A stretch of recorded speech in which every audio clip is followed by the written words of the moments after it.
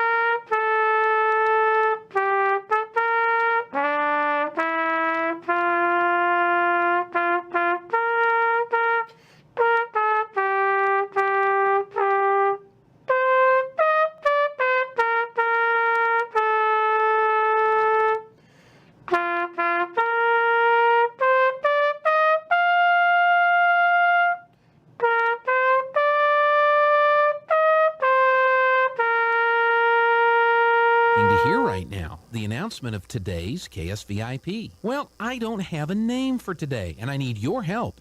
If you know someone who needs to be recognized for being a very special person, call right now, 746-2751. Ask for Tana and schedule a KSVIP.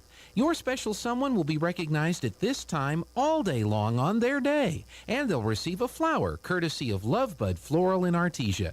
So call today and schedule your KSVIP.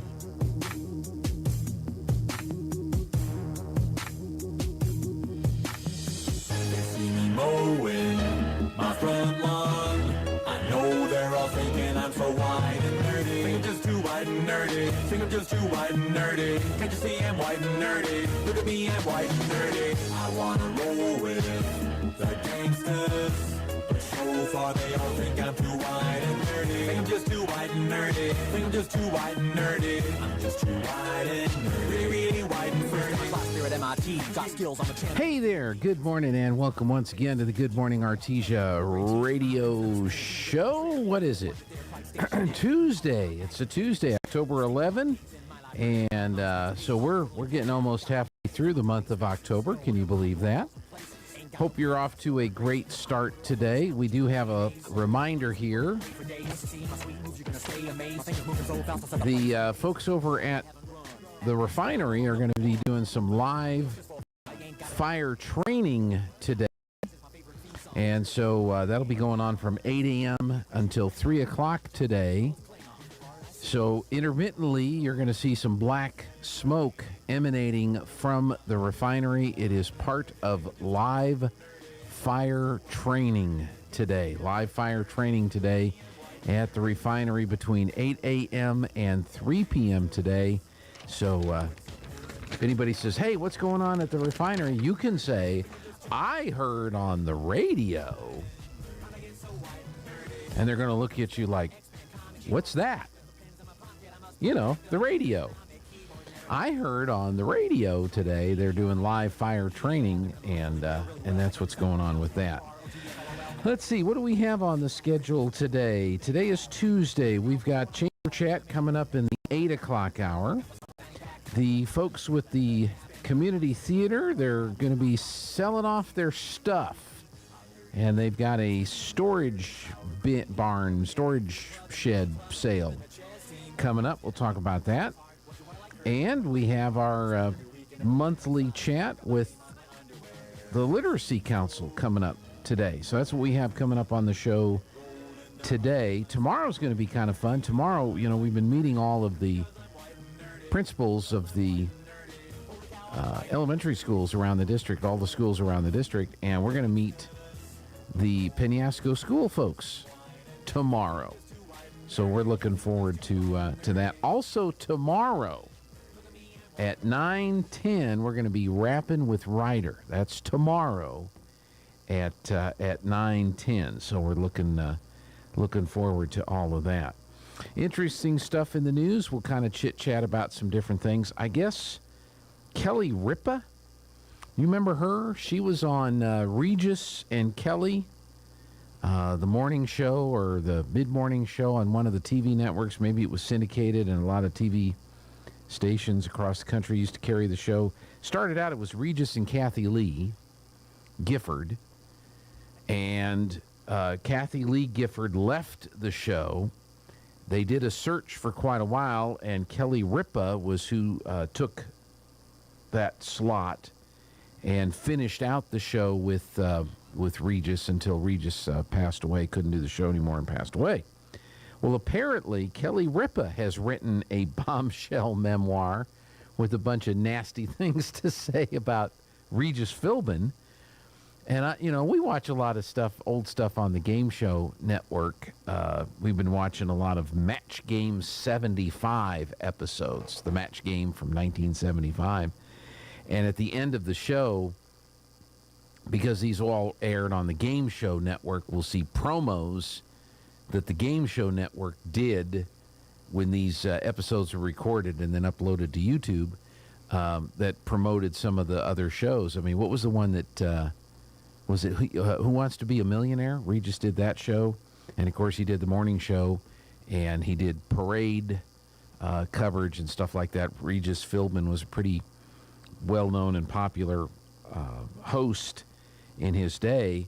Kathy Lee Gifford has come out. Somebody got a hold of Kathy Lee and said, what do you think about this Kelly Ripa stuff? And she said, I worked with him for 15 years. We had a great friendship. He was a great guy. I saw him a couple of weeks before he passed away. His wife told me that was the last time he laughed before he passed away, was chatting with Kathy Lee. She says, my experience with Regis was one of the greatest experiences of my entire life. I worked with him for 15 years. We never had one unkind word between us. She just doesn't think people should be canceled. And so she has a different opinion of Regis Philbin than apparently Kelly Ripa does. And I tell you, it's really kind of crazy. I saw another headline. There's Harry and Meghan Markle. Harry, what is Harry's last name? I just thought about this. The royal families, it's Prince William and Prince Harry. And does he have a last name, Jeffrey? Harry. Harry? Prince. Oh, Prince. No, his last name is not Harry. Prince Harry. What is his last name? I'll find out. I've never thought about this before. I mean, Charles. Does Charles have a last name? Charles, now the king. It's like they're the Duke and Duchess of Windsor, and they're, the Queen and Queen Consort Camilla and all this other guy. Do they have a last name? Does the royal family have a last name? Wouldn't it be funny if it was like Smith?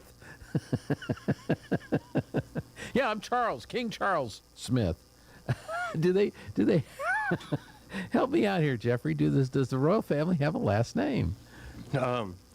Well, Prince Harry's last name. God, now it's changed. Because now It's Mountbatten Windsor. Mountbatten Windsor. Harry Mountbatten Windsor. That's his real name? Yes, family surname. Okay. Is Mountbatten Windsor. Windsor. Okay. Thanks. I'd never thought about it. But anyway. His full name is Henry Charles Albert David. Mountbatten Windsor. The third. The third twice removed. Anyway, so he has written a tell-all book, Harry. Oh.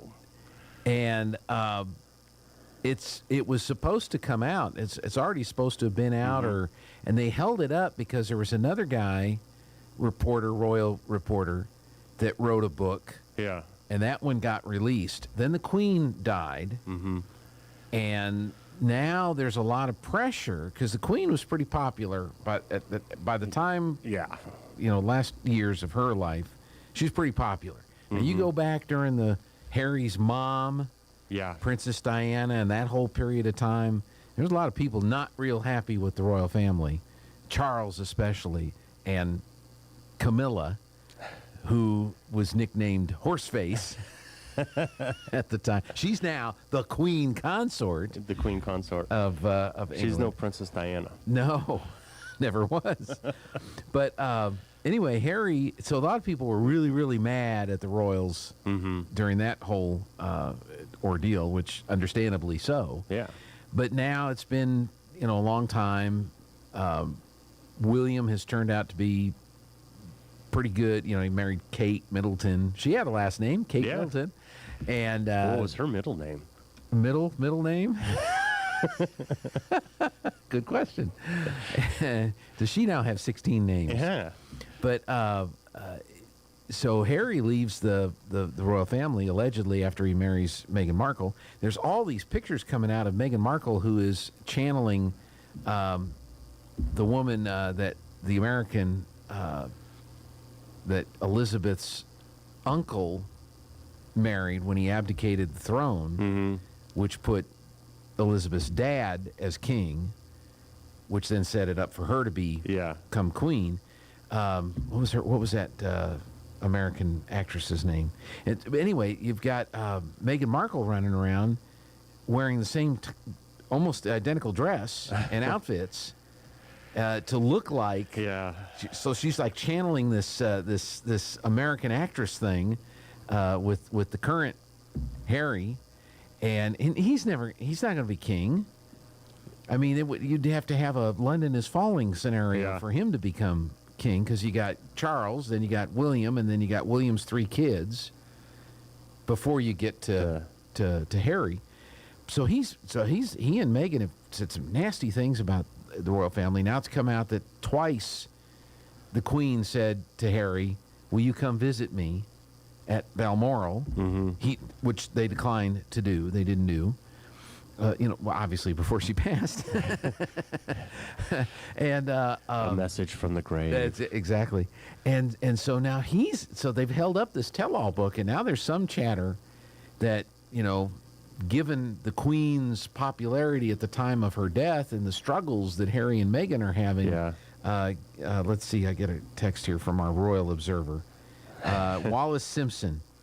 She was not an actress, she was a socialite. Okay, Wallace Simpson. Meghan is pretending to be an actress. Yeah. But yes, Wallace Simpson was who the woman, the American that the guy abdicated the throne for to marry and all that. And so now here's Meghan running around in these Wallace Simpson outfits, trying to look like Wallace Simpson and say, "Look, here it is again." So I wonder if Harry's now they're asking to do rewrites. Yeah.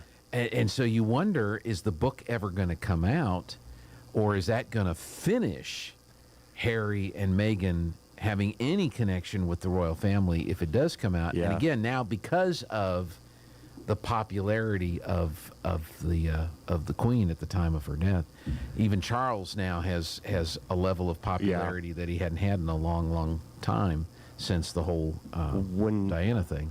When I was there, it was during Queen's Jubilee. The 60th? 60th, okay. Yeah. And, the entire country's let out of work.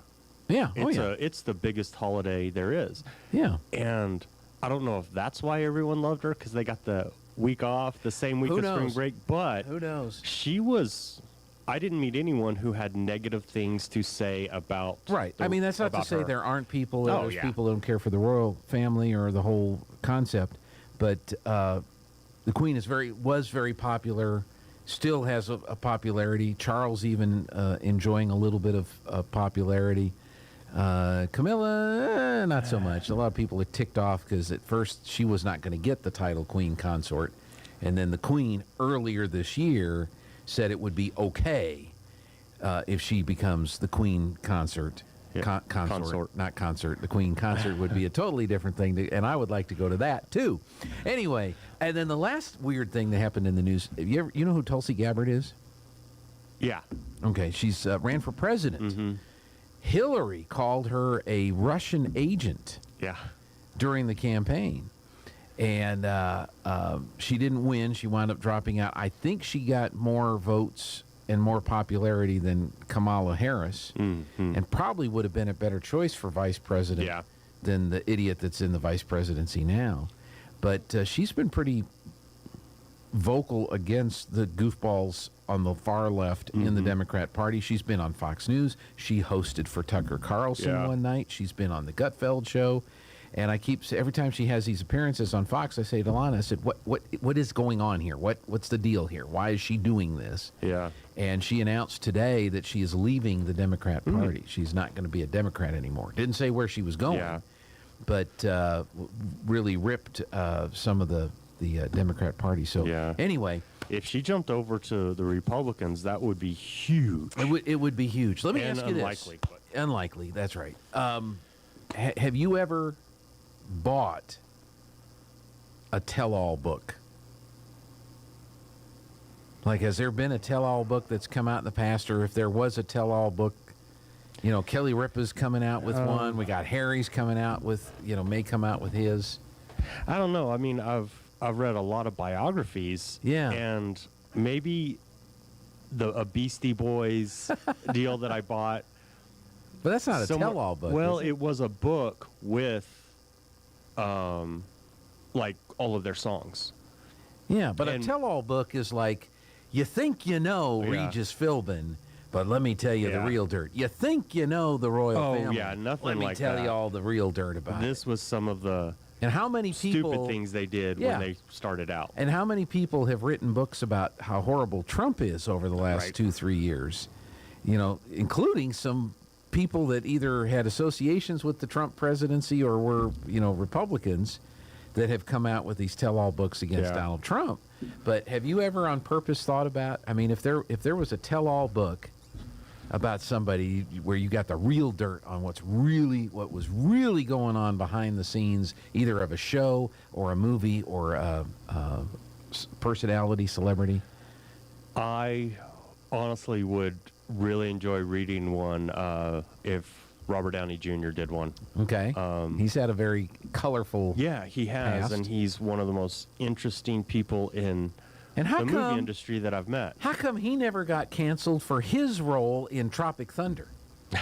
When the Me Too and the cancel culture thing all blew up, and I thought, well, what about Robert Downey Jr. in Tropic Thunder? Here's a white guy playing a black guy playing a white guy playing a black guy. Yeah. And he never got canceled for that. Because he is, I believe, Hollywood royalty. Yeah. He is someone that a different set of rules apply for him. For him to make it through his drug addiction still in I totally agree. He gets away with a lot. He always has. Yeah, I'm not saying he should have been canceled for that. I'm just wondering how he got away with it in light of everybody else that got. And what about Dustin Hoffman for Tootsie? And what about Julie Andrews for Victoria? A woman playing a man playing a woman. I mean, how do these people get by without being canceled because of, And what was the show, the old TV show? I read a story yesterday that I'm so depressed about. I love the musical 1776. Mm-hmm. I think it's a great movie. I enjoy it. I know it's not 100% historically accurate. You don't sit your history class down and have them watch 1776 and say, this is what happened, when they break out into song and all that kind of They're going to do a new version of it with a transgender cast. Because after all, Jeffrey, there were trans people then. So I don't understand it. Well, I am, for one, very thankful that our founding fathers and everyone involved in creating this country were not transgender. Maybe they were. Well, who knows? Who cares? But would we exist as a country if none of them were able to have kids? Exactly. When it boils down to it. That's right. America would not have lasted long. All right. Are you ready to do some weather? Can we do some weather? 34. All right. Jeffrey's going to go back to the weather machine And we're going to get Steve-O in here, and he's going to tell us what the weather forecast is. Steve? I'm meteorologist Steve Hamilton with your Pecos Valley weather. We have dry air back in place over eastern New Mexico. We have high pressure over the Four Corners area and extending down into our area. 80 for the afternoon high today, and we can expect plenty of sunshine through the day. Overnight will be clear, mid-50s, and then we're looking at upper 70s and low 80s and sunshine for Wednesday. Clear Wednesday night, upper 70s, and sunny Thursday. That's your latest forecast. I'm meteorologist Steve Hamilton. It's mostly sunny, 51 in Artesia, New Mexico. Our humidity is at 91%. The dew point is 48 degrees. Our winds are southerly at 3. Pressure is steady at 30.00. Our air quality is 50. We have good air quality. Sunset will be at 6:29. Sunrise at 6:59. Looking around southeastern New Mexico, mostly sunny, 52 in Carlsbad, 51 in Roswell, partly cloudy, 56 in Hobbies. Around the state of New Mexico, sunny and 46 in Albuquerque, 42 in Santa Fe, mostly sunny, 43 in Cloudcroft, sunny and 45 in Ruidoso, 51 in Las Cruces, 41 in Farmington, 33 at Red River. Mostly sunny, 52 in Clovis, and in West Texas, mostly sunny, 55 in Lubbock, and El Paso has 55 and sunny, mostly sunny, 51 in Artesia. Let's look at our school lunch menus today. Bean and cheese burrito for breakfast today. Lunch will be the baked chicken, the mashed potatoes, the steamed carrots, the biscuit, and the grape. So it's baked chicken today at the Artesia School. Senior meal site today, meatballs with gravy, steamed rice, oriental vegetables, bread, and tropical fruit. So it's meatballs with gravy at the senior meal site today. At the senior center, it is free watch battery. They're going to limit you to just 2 watch batteries, please. And they'll be there 9 to 11 working on your watches. It's also night out to eat, 4:30 at Piccolino's. If you're on the list, be ready to take part. If you're not on the list, give them a call and see if they've got room. That's at Piccolino's tonight. Exercise video at 8:15. The woodworkers are working the wood at 9:30. The line dancers are dancing on the line at 9:30. The hand and foot and elbow and bunion card game at 10 o'clock. After lunch today, ceramics at 1 o'clock, sewers at 1 o'clock, the poker is at 2 o'clock, and the stained glass class is tonight at 6:30. So that's what's happening today at the library. At the senior center, at the library today, it is story time will be at 10 o'clock, and they're going to have, that's preschool story time, ages 3 to 5. Stories and language activities, STEM learning, crafts, music, social play. Noon o'clock will be the Learning Lounge. Come into the lounge to get help with a number of your technology and work skill needs. And then the Dungeons and Dragons will be at 2 o'clock this afternoon. That's the imaginary quests led by a dungeon master. And I have to make a correction here. The Learning Lounge is next week. I was looking at the 18th instead of the 11th, so I apologize for that. So it's story time at 10, Dungeons and Dragons at 2 p.m. this afternoon. They are going to be doing a big Halloween event, a haunted lab, which will be on Saturday, October 29th during the Trick or Treat Artesia, and that'll be from 4 to 6 p.m. They'll have a popcorn and candy bar and a whole lot more going on that Saturday night. Speaking of the Trick or Treat Artesia, we've got the box here. We're collecting candy. If you're out and about buying your candy for Halloween and you pick up a bag or 2 extra and you want to donate it to the Trick or Treat Artesia festivities, we have a box here in the lobby, and just inside the front door. There's a box there. You can drop your candy here if you like. Birthdays today. Gilbert Laura has a birthday today. Stella Chavez, Martin Lasoya, Nellie Monk, Rhonda Menifee, and Shelley Stickler, all celebrating birthdays today. Happy birthday to Gilbert, Stella, Martin, Nellie, Rhonda, and Shelley.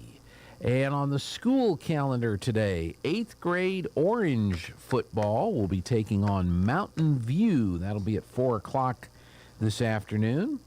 And then the district marching contest is today. And when we come back, we're going to take the break. When we come back, we will go over the marching contest inflammation for you. So we'll be back in just a moment here on the Good Morning Artesia radio show. But first, words to live by. There's at least one thing most New Mexicans agree on. Our schools have a long way to go. That's why Governor Michelle Lujan Grisham is breathing new life into public education with initiatives that support our children from their first baby steps to promising career paths. Like expanding in-home family services, early childhood, and pre-K, so thousands more kids will go off to school healthy and ready to learn. And attracting new teachers by raising salaries to the highest in the Southwest. It's already paying off by recruiting hundreds of new teachers to our classrooms this year. And she is cutting teacher paperwork and administrative burdens by 41%, so they have more time to teach our children. Thanks to the governor's new Opportunity Scholarships, any New Mexican can now attend a state college for free to earn a certificate or degree in a wide range of high-demand fields. After 2 tough years, we're finally making progress in education. We can't afford to go back to the failed policies of the past. Paid for by New Mexicans for Michelle. Approved by Michelle Lujan Grisham. Hello, this is Andrew Davidson, Market President of First National Bank. We'd like to invite you to come bank with us. We offer a full range of financial products that create possibilities in the lives we touch, and in this community we're proud to serve. Our friendly staff understands the importance of every financial transaction, whether you want to open a checking account or apply for a personal loan, finance your business or commercial property, or want to apply for a home loan, we're here to help. First National Bank, we're big enough to serve, small enough to care. Call First National Bank in Artesia, 575-746-4794. Member FDIC and equal housing lender. Prepare for the scare. The city of Roswell presents Night of the Living Zoo, October 28th and 29th at the Spring River Zoo, with spooktastic fun for the whole family, including carnival games, a bouncing castle, carousel, and of course, trick-or-treating with lots of candy. Wear your Halloween costumes and prepare for the affair of the spooky season. Admission is only $5. Kids 3 and under are free. Get tickets and more info at roswell-connect.com. Night of the Living Zoo, October 28th and 29th at the Spring River Zoo in Roswell. See you there. Jennifer from Trustmark Roofing here, and I can tell you it's not always easy being a female in a male-dominated business like roofing. I remember one time I was at a meeting to bid on the roof for a local college, and it was me and 13 men. Well, I won that bid, and I'd like to win your business too. My dad was a contractor, and I've been around building and roofing my whole life. I'm licensed and bonded, and I've forgotten more about roofing than most roofers ever knew in the first place. But what really sets Trustmark apart is an obsessive attention to detail that ensures that everything goes smoothly the first time. I promise we will treat you right with respect and we will make you happy. So yeah, it might be a bit odd for a woman to own a roofing company, but give us a try. Let us give you an estimate for your roof. I think you'll be glad you called. For all your roofing needs, call us at 575-755-ROOF or find us online at trustmarkroofpros.com. Trustmark Roofing, we put people first. Good morning, this is Smiley Wooten at the Roswell Livestock Auction. 881 head of cattle sold on Monday on an uneven market with excellent buyer attendance compared to last week. Stocker steers sold 2 to 5 lower, heifer mates sold steady, feeder cattle steady to 3 lower, packer cows and bulls steady to $2 lower. 3 to 400 pound steers 184, 192, 3 to 400 pound heifers 156, 166. 4 to 500 pound steers 176, 184, 4 to 500 pound heifers 152, 156, 5 to 600 pound steers 165, 176, 5 to 600 pound heifers 145, 152, 6 to 700 pound steers 151, 165, 6 to 700 pound heifers 138, 145, 7 to 800 pound steers 140, 151, 7 to 800 pound heifers 131, 138, packer cows 70 to 77, canner and cutter cows 60 to 68, packer bulls 88 to 98, feeder bulls 75 to 85, and the cow-calf pairs and bred cows not well tested this week. We do appreciate the business, and we'll talk to you next Monday morning. This is Smiley Wooten, Roswell Livestock Auction. Well, it's not quite like that. It's like, no. It's no. It's not like that at all. Not like that at all.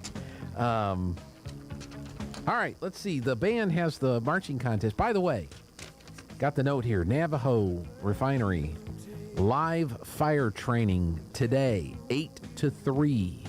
So you'll see some intermittent black smoke, hear some sirens and stuff. They're doing live fire training in the refinery today, 8 to 3. So if somebody says, hey, what's going on at the refinery? You can say, you heard it on the radio. Use those words today. I heard it on the radio. Please. All right, we've got the Southeast New Mexico Music Educators Association District Marching Festival Assessment. SENMMEA.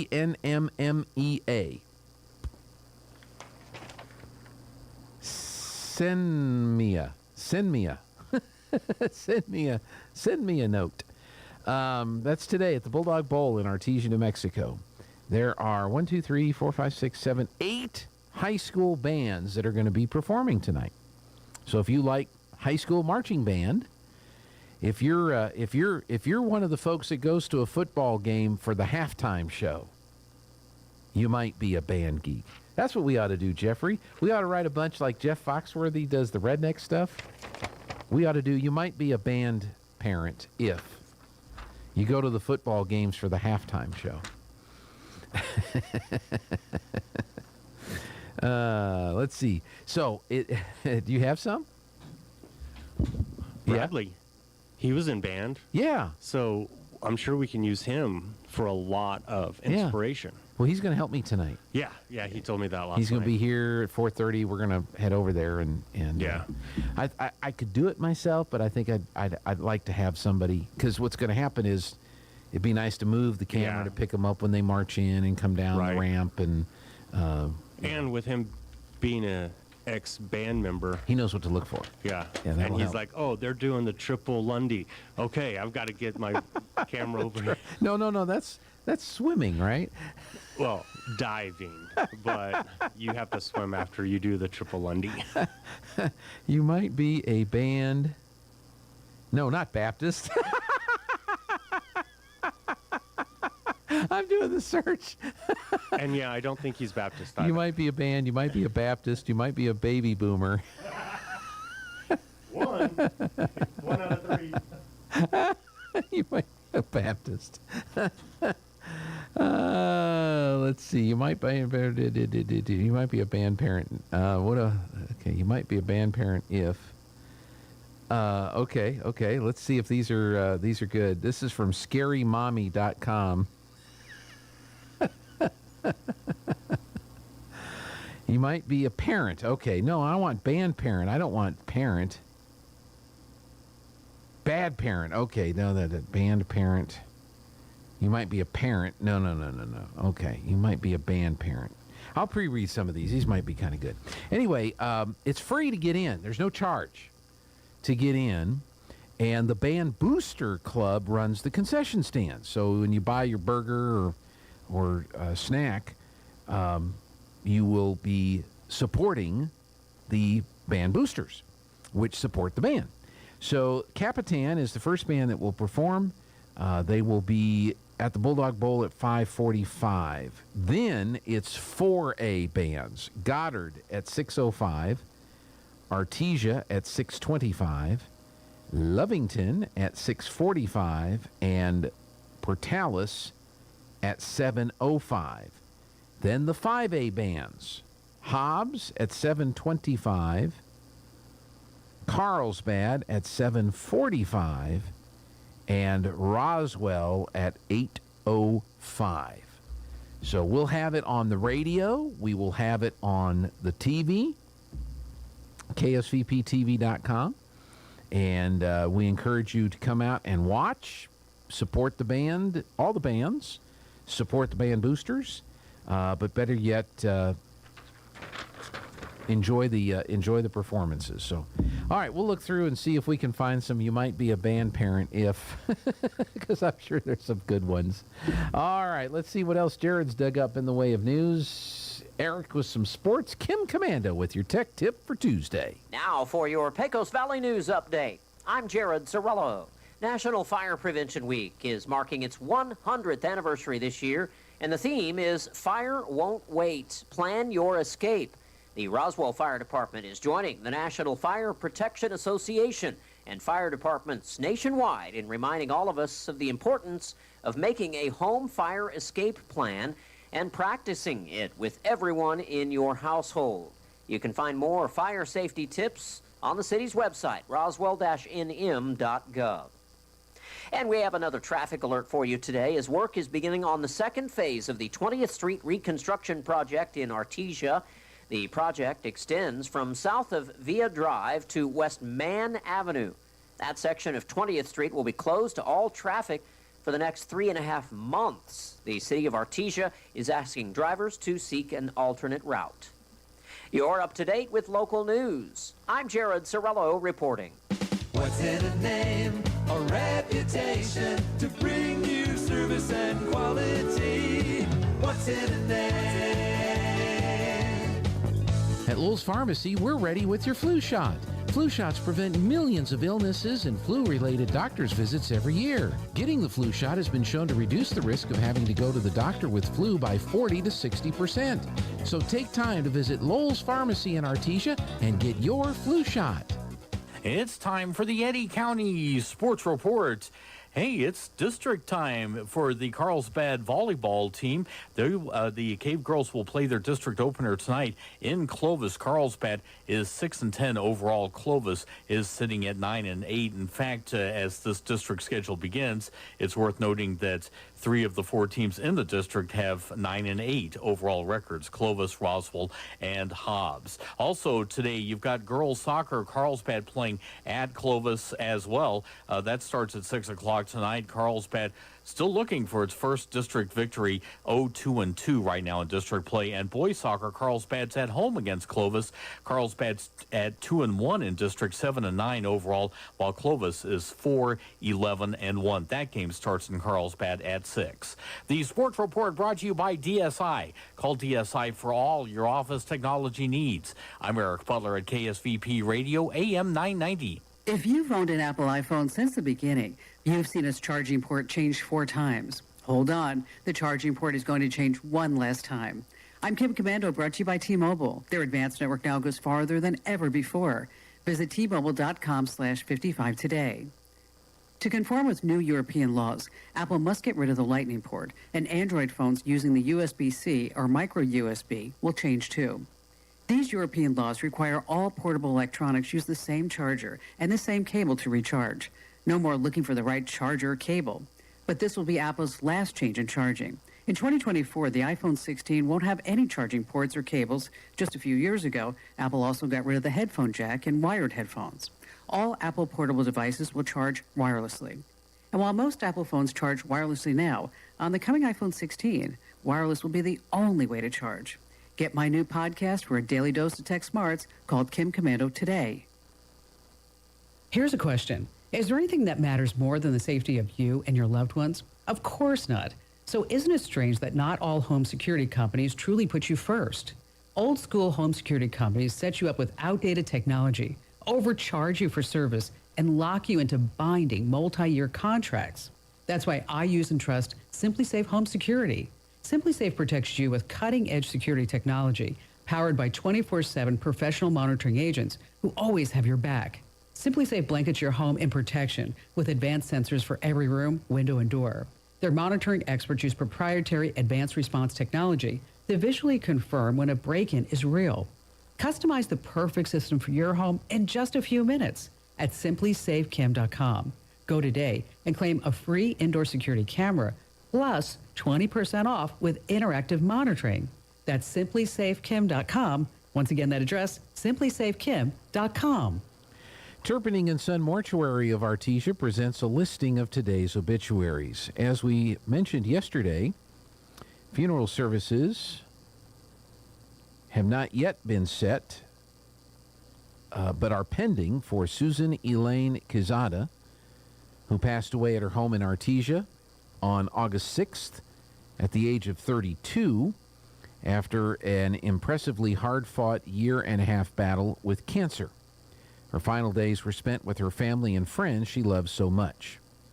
She was preceded in death by her grandparents, Margie and Albert Miller, and Leroy and Jeanette Rutledge, and her uncles, Joe Miller and Donnie Rutledge. Susie is survived by her husband, Loreto Quesada, son Matthew, father and stepmother, Mikey and Jan Miller, mother Angela Alvarez, sisters Marissa Levitt and husband Cal, Sheena Smith and husband Timmy, brother Chad Miller and wife Kayla, along with 2 nephews and 4 nieces. Susie was a loving wife, mother, daughter, sister, and friend. Anyone who knew Susie cherished her loving spirit. She wore a smile on her face until the very end. More than anything, Susie loved making people laugh by playing pranks or scaring them to the point of laughter. She shone the brightest when outdoors. Fishing and playing golf brought her joy, and nature gave her a sense of peace. Susie loved football and faithfully cheered for her Dallas Cowboys. She was the light in the darkness and the glue that held many together. Her fierce and loving spirit will be greatly missed by everyone who knew her. Again, services are still pending for Susan Elaine Quesada, who passed away at her home August 6th at the age of 32 after a year-and-a-half-long battle with cancer. This reminder, a memorial graveside service will be held tomorrow, 3 o'clock, at Woodbine Cemetery for Lucille Ethel Atcherson of Artesia, New Mexico. Mrs. Atcherson passed away September 1st in Lubbock, Texas, at the age of 78. Again, her memorial graveside service will be at 3 p.m. Wednesday at Woodbine Cemetery in Artesia, New Mexico. This listing has been presented as a service by Turpinning & Son Mortuary of Artesia, where we make it personal.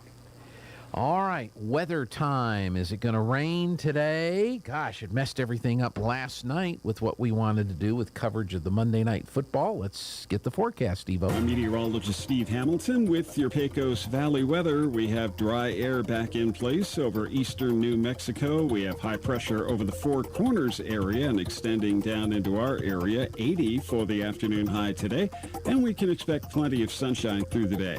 Overnight will be clear, mid-50s, and then we're looking at upper 70s and low 80s and sunshine for Wednesday.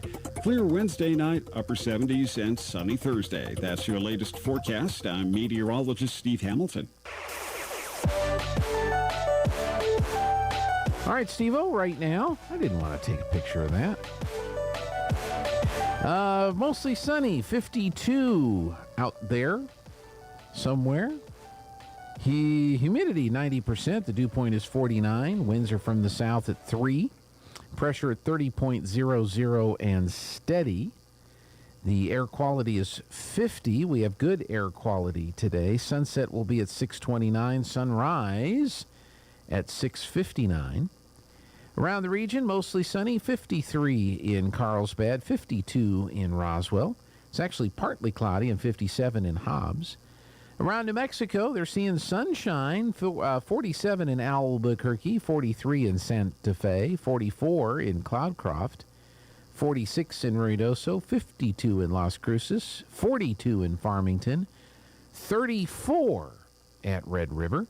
Mostly sunny, 53 in Clovis, and in West Texas this hour, partly cloudy, 57 in Lubbock, sunny and 55 in El Paso City, and again here in Artesia, mostly sunny, 52 degrees.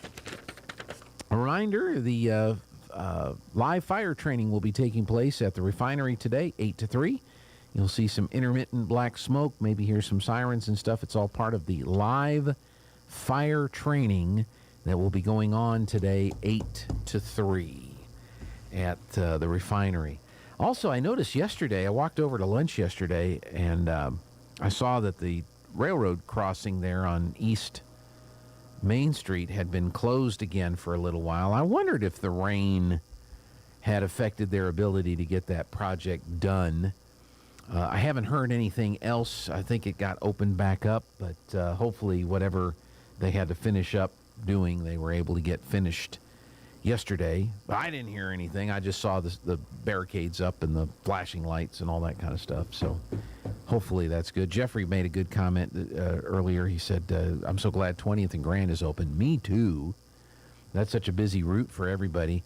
And we came home the other day and went down 20th and Grand and then turned onto the street we normally turn on to get to our house. Well, with the next phase underway,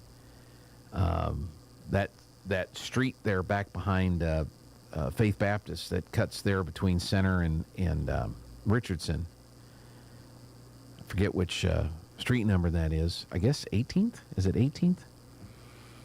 That's now the that's where all the people that live in those neighborhoods that can't drive over onto 20th, they now dump out onto that street and head either to Center or Grand. And it's like, y'all are in my way.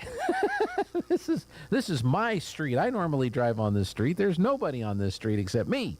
So y'all are getting in my way. Slow down. All right, 7:50. Let's see what's happening in the markets. With the Wall Street Business Report, I'm Bernie Bennett.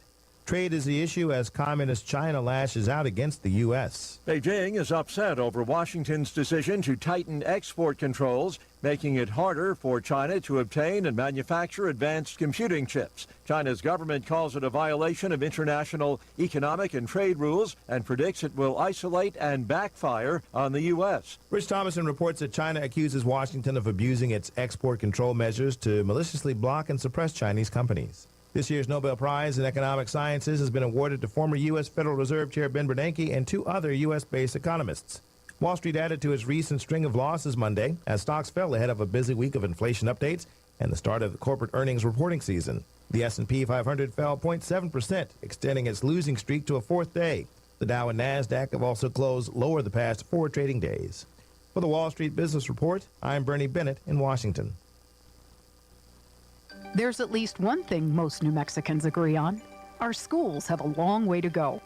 That's why Governor Michelle Lujan Grisham is breathing new life into public education with initiatives that support our children from their first baby steps to promising career paths.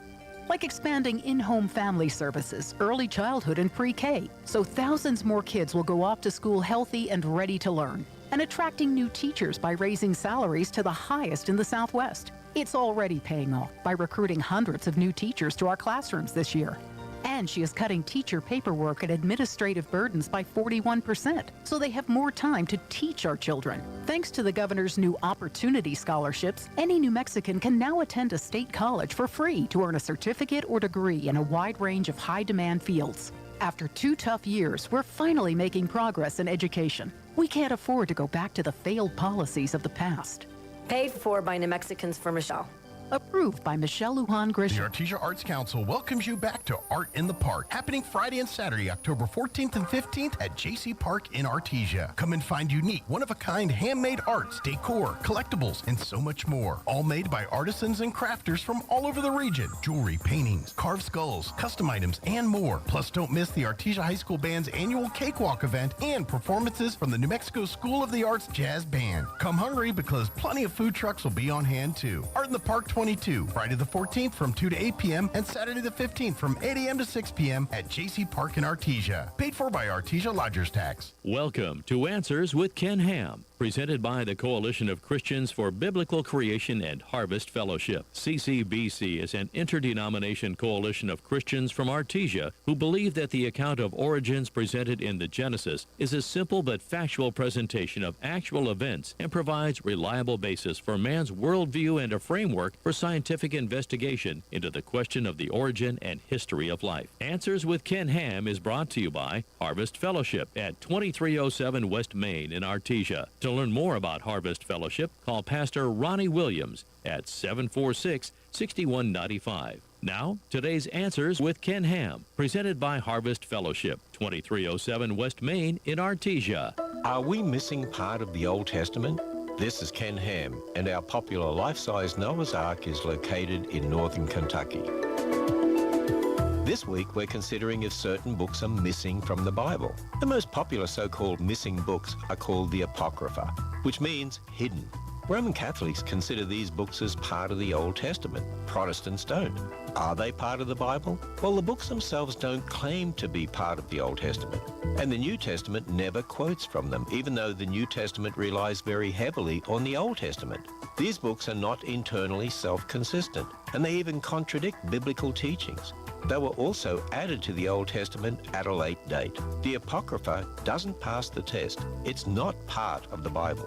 Plan your visit to the Ark Encounter when you go to AnswersRadio.com. Explore 3 decks of exhibits, a zoo, and much more. Children visit free this year. Go to AnswersRadio.com.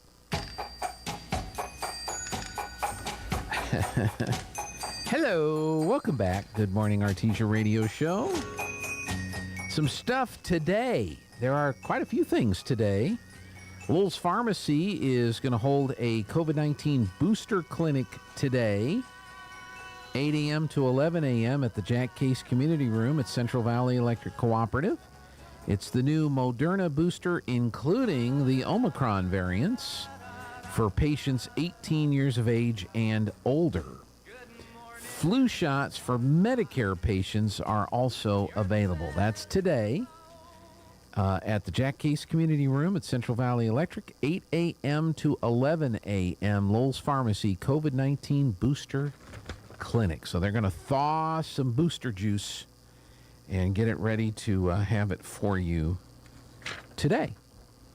The absentee voting and in-person early voting begins today.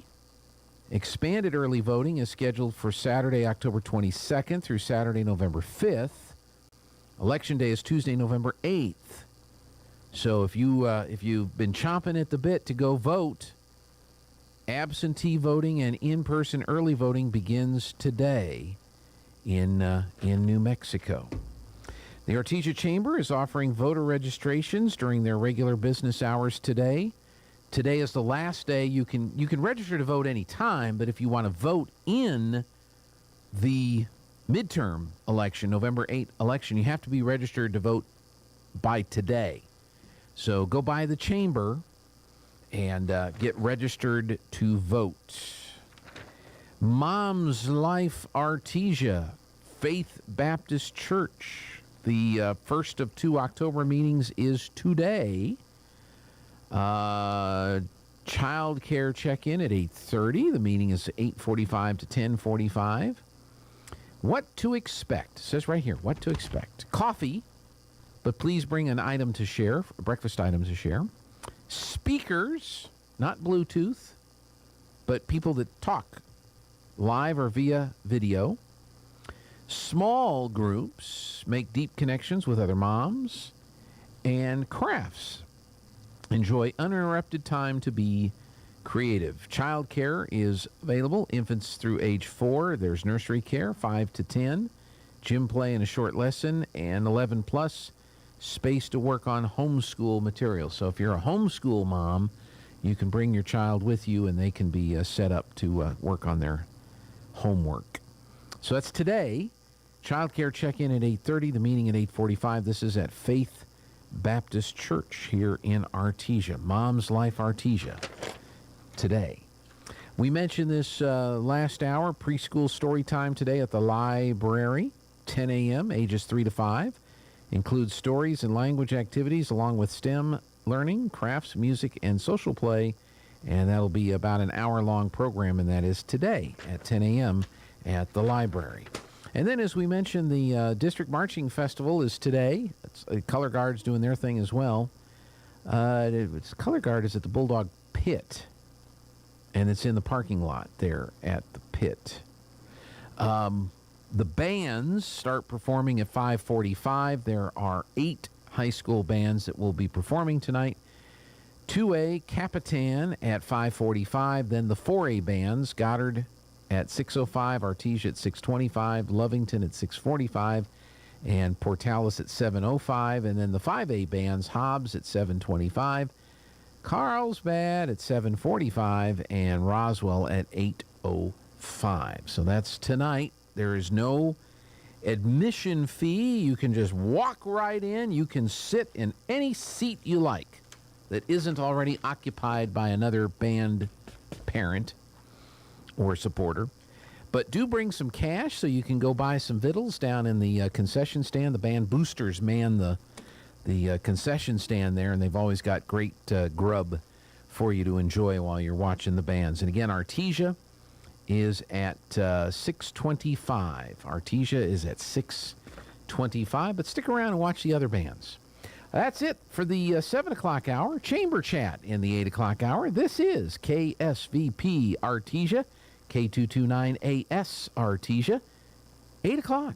Let's see if there's any of that good old-fashioned... Breaking news this hour from townhall.com. I'm Rich Thomason.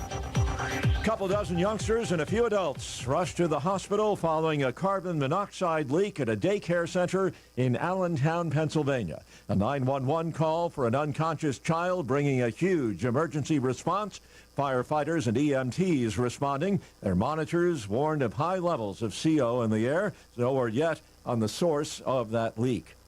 If Republicans retake control of Congress as a result of the midterm elections, it may not go well for some high-ranking members of the Biden team, including the president himself. We need to impeach Joe Biden. Number 2, we need to impeach Secretary Mayorkas. And number 3, we should impeach Merrick Garland. Georgia Republican Congresswoman Marjorie Taylor Greene, if the GOP wins the House majority in November, she is poised to become an influential player, shaping the Republican agenda. The U.S. Supreme Court rejecting Dylan Roof's appeal of his death sentence. The 2015 massacre at a predominantly black church, Charleston, South Carolina. 9 people were killed in the shootings at Mother Emanuel AME Church in Charleston. The southern Ukrainian city of Zaporizhia is hit by a new round of Russian missile attacks today. The latest strikes come as the death toll from yesterday's Russian attacks across Ukraine continues to rise. Ukraine's State Emergency Service say that at least 19 people were killed and over 100 others wounded in Monday's Russian missile strikes across Ukraine. The service adds critical infrastructure facilities were hit in Kyiv and 12 other regions, and 301 cities and towns were without power. Russia on Monday retaliated for an attack on a critical bridge by unleashing its most widespread strikes against Ukraine in months. They hit at least 14 areas, with most attacks far from the war's front lines. I'm Charles de Ledesma. More on these stories at townhall.com. Losing your family's home movies and photos would be devastating. That's why Legacy Box exists, to preserve your family's recorded moments digitally, ensuring they're safe forever. Think of the time and money your family invested to capture family vacations, birthdays, even your wedding. Recording a lifetime of memories was a commitment. Camcorders cost thousands, and cameras required film and development. Legacy Box is the final step to preserve your family's past. Thankfully, it doesn't require another big investment. Legacy Box is safe, simple, and affordable. Over 1 million families have trusted Legacy Box to convert their analog media to digital. You owe it to your family to safeguard your memories. Become your family's hero and save them before it's too late. For a limited time, Legacy Box is offering an exclusive discount when you go to legacybox.com/LBox. That's legacybox.com/LBox. An animal cruelty law in California could raise costs of pork nationwide, and the U.S. Supreme Court is hearing the case. The case before the High Court is Proposition 12, passed by California voters in 2018, but has yet to go into effect. It says the pork sold in the state must come from pigs whose mothers were raised with at least 24 square feet of space. That rules out confined metal crates that are common in the pork industry. The National Pork Producers Council and the American Farm Bureau Federation sued over the law, arguing that most of the pork consumed in California comes from other states, and that complying with Proposition 12 could cost the industry $290 million to $350 million. Donna Warder, Washington. Israel's prime minister says the country has reached an historic agreement with neighboring Lebanon over their shared maritime border after months of negotiations. Townhall.com. The threat of a rail strike persists. The third largest railroad union in the United States has rejected a deal with employers, renewing the possibility of a potential strike, although both sides will be returning to the bargaining table. Over half of the track maintenance workers represented by the Brotherhood of Maintenance of Ways Employees Division, who voted, opposed the 5-year contract despite 24% raises and $5,000 in bonuses. Union President Tony Cardwell says the railroad did not do enough to address the lack of paid time off, particularly sick time, and working conditions after the major railroads eliminated nearly a third of their jobs over the past 6 years. I'm Lisa Dwyer. A lower open on Wall Street this morning. The stock market extending its 5-day losing streak. Right now, the Dow is down about 126 points. The Nasdaq Composite Index off 184 and the S&P 43 points lower. More on these stories, townhall.com. I know what you're expecting to hear right now, the announcement of today's KSVIP. Well, I don't have a name for today, and I need your help. If you know someone who needs to be recognized for being a very special person, call right now, 746-2751. Ask for Tana and schedule a KSVIP. Your special someone will be recognized at this time all day long on their day, and they'll receive a flower courtesy of Lovebud Floral in Artesia. So call today and schedule your KSVIP.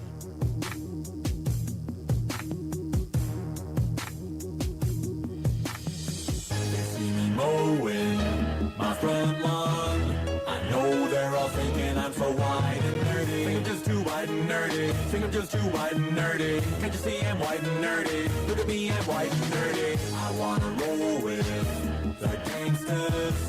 So far they all think I'm too wide and nerdy. Think I'm just too wide and nerdy. Think I'm just too wide and nerdy. I'm just too wide and nerdy. Really, really wide and nerdy. My class here at MIT. Got skills, I'm a champion of D&D. MC Escher, that's my favorite MC. So I'm just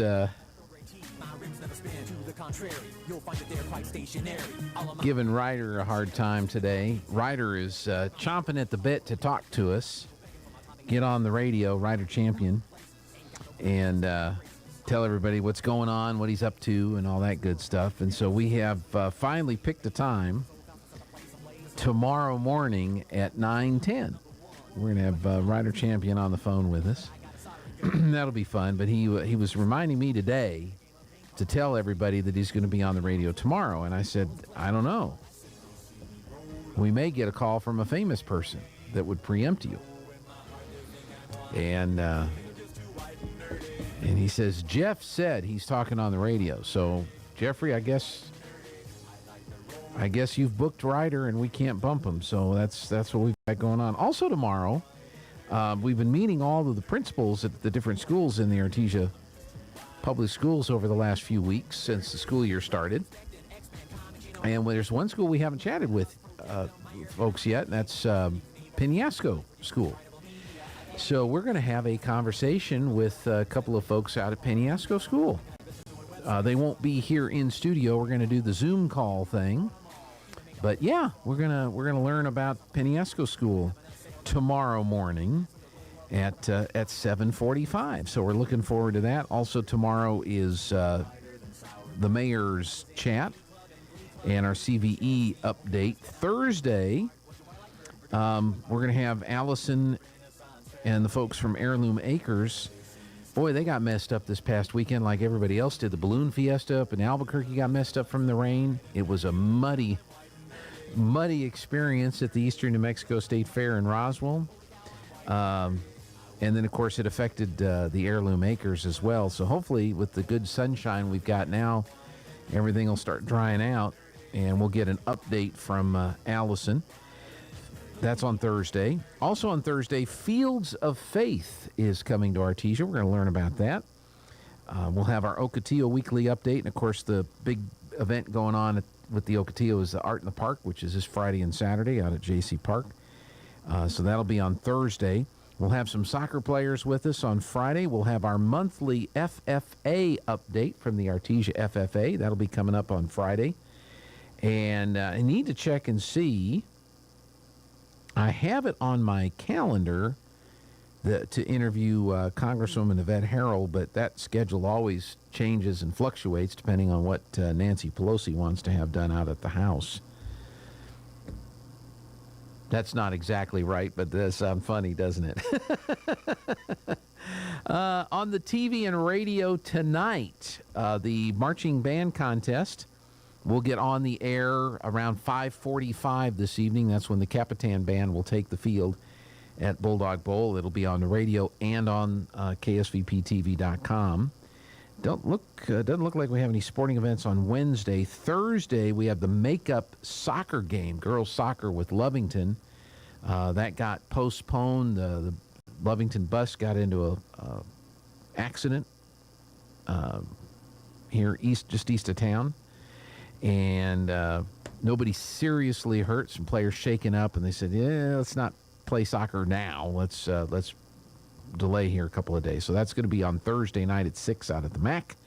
Volleyball has, I think, one more non-district match before district play Thursday night at the Pit against the Alamogordo Tigers, and that'll be on the radio and TV on Thursday. Joby and Robbie will be there for that. I will be out at the MAC bringing you the soccer. Aaron Romo has been doing the announcing along with Reagan. I forget Reagan's last name, but they've been doing a great job on the soccer call for us. Friday, we've got Art in the Park on remote on KTZA. Sean will be out there. We have football on Friday night. Roswell High's coming to town. It's the start of district, so we'll be on the air at 6:30 with the pregame show, kickoff set for 7 o'clock. We'll have the Artesia announcers here on KSVP. We'll have the Roswell announcers on 106.5. Also, Goddard, speaking of Goddard, they'll be hosting Mayfield at the Wool Bowl up in Roswell on Friday night, and we'll have that radio and TV coverage as well. Radio will be 106.1. Chris and Chris. Chris and Chris. Talking about Coach Chris. That's on Friday night. Then on Saturday, we've got Art in the Park. We've got Heirloom Acres on 92.9. We're going to be broadcasting from those locations. And then we've got girls soccer versus Portales district play, and that'll be at noon o'clock on Saturday out at the Mac Chase complex, and we'll see how we can get that covered as well. So yeah, that's what we're doing this week. How about the Cowboys? The Cowboys play Sunday Night Football against Philadelphia, and they are at the Link in Philadelphia. And the Cowboys, they're riding pretty high right now. They've won 4 games without their star quarterback, Dak Prescott. Dak's hurt his hand in week 1, and they've been letting him heal. And Cooper Rush has been playing quarterback for the Cowboys, and they've won 4 games behind Cooper Rush. So the Eagles are 5-0. The Cowboys and the Gigantes are 4-1, and the Washington Redskins are 1-4. And so the Cowboys-Eagles game, if the Cowboys win, they'll be tied for first in the division with the Eagles. And the Giants have only one loss. That's to the Cowboys. So the Giants are having a good season as well. NFC North, the Vikings 4-1, the Packers 3-2, the Bears 2-3, the Lions 1-4. In the NFC South, the Buccaneers 3-2, the Saints 2-3, Falcons 2-3, the Panthers 1-4, and in the NFC West, the 49ers are 3-2, the Rams are 2-3, the Cardinals are 2-3, and the Seahags are 2-3. Over in the AFC, in the East, the Bills are 4-1, the Jets and Dolphins are 3-2, the Patriots are 2-3. In the North, the Ravens are 3-2, the Browns and Bengals are 2-3, Steelers, rough start, 1-4. In the AFC South, the Titans are 3-2, the Colts 2-1, the Jaguars 2-3, and the Texans 1-3-1. And in the West, how about them Chiefs? They're 4-1. Chargers 3-2, the Broncos are 2-3, and the Las Vegas Raiders are 1-4. So that's kind of how things are looking in the NFL right now. on all of that. Let's take a look at our weather forecast and see if Steve-O can give us a good sunshiny forecast. Steve, what do you know? I'm meteorologist Steve Hamilton with your Pecos Valley weather. We have dry air back in place over eastern New Mexico. We have high pressure over the Four Corners area and extending down into our area. 80 for the afternoon high today, and we can expect plenty of sunshine through the day. Overnight it'll be clear, mid-50s, and then we're looking at upper 70s and low 80s and sunshine for Wednesday. Clear Wednesday night, upper 70s, and sunny Thursday. That's your latest forecast. I'm meteorologist Steve Hamilton.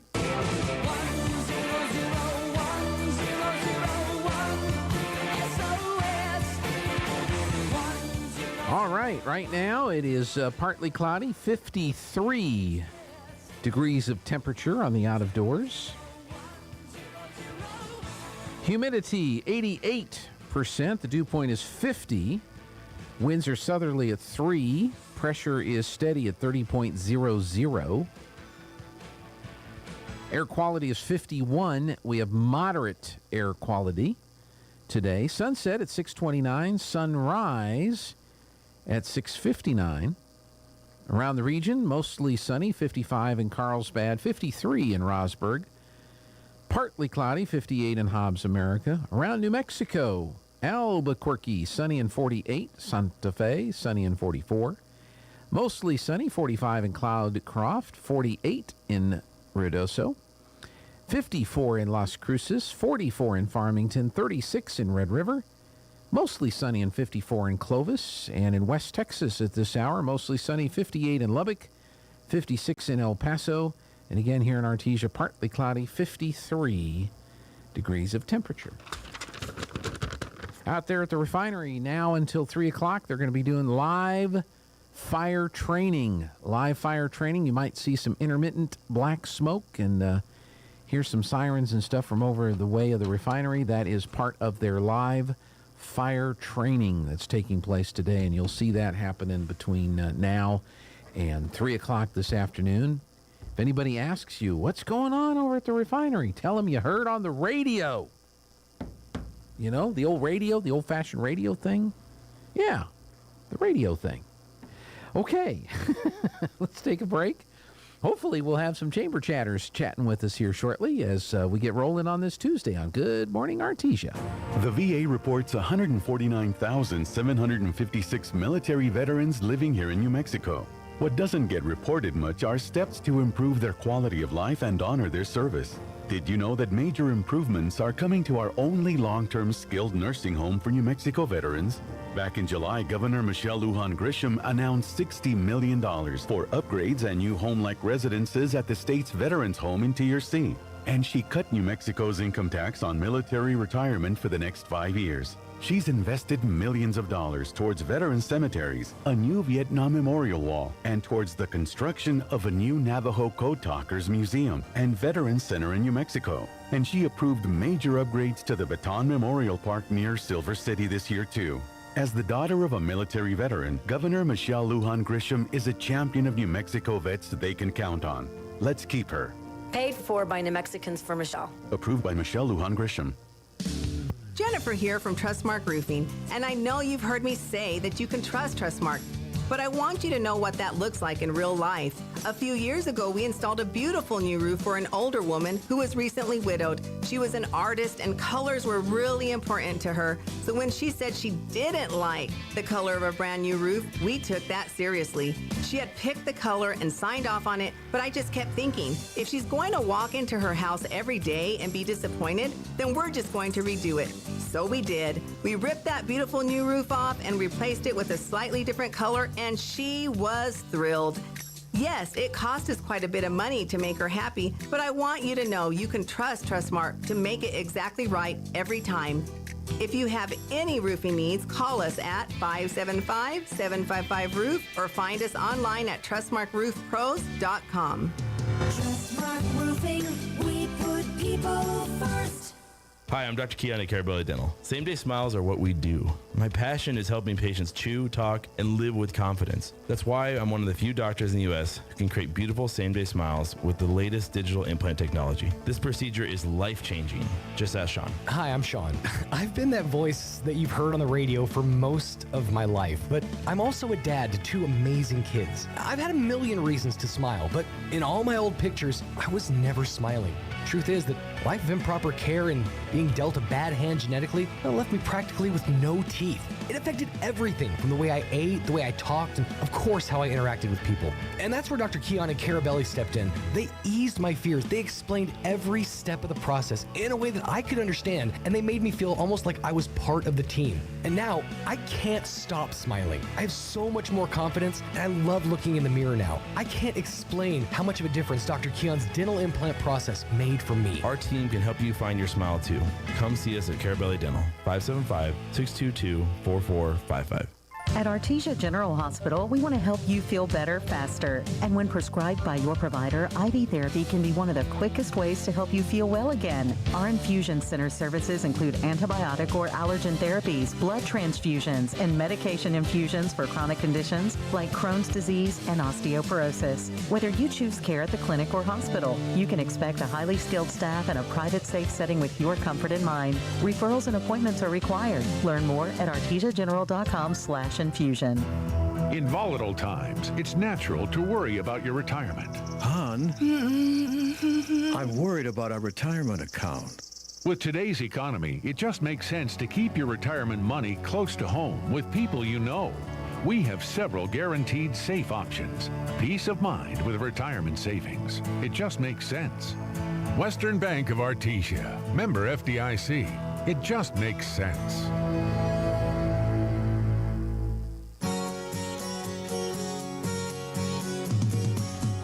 Hey, good morning. Welcome back on the Good Morning Artesia radio show. And Boss Lady? Where'd that come from? Yeah, didn't you know? Well, I knew you were like the executive director, but... It's so weird because Kevin doesn't call me Boss Lady. He doesn't? No. Oh, well, somebody ought to show him that. And It's true.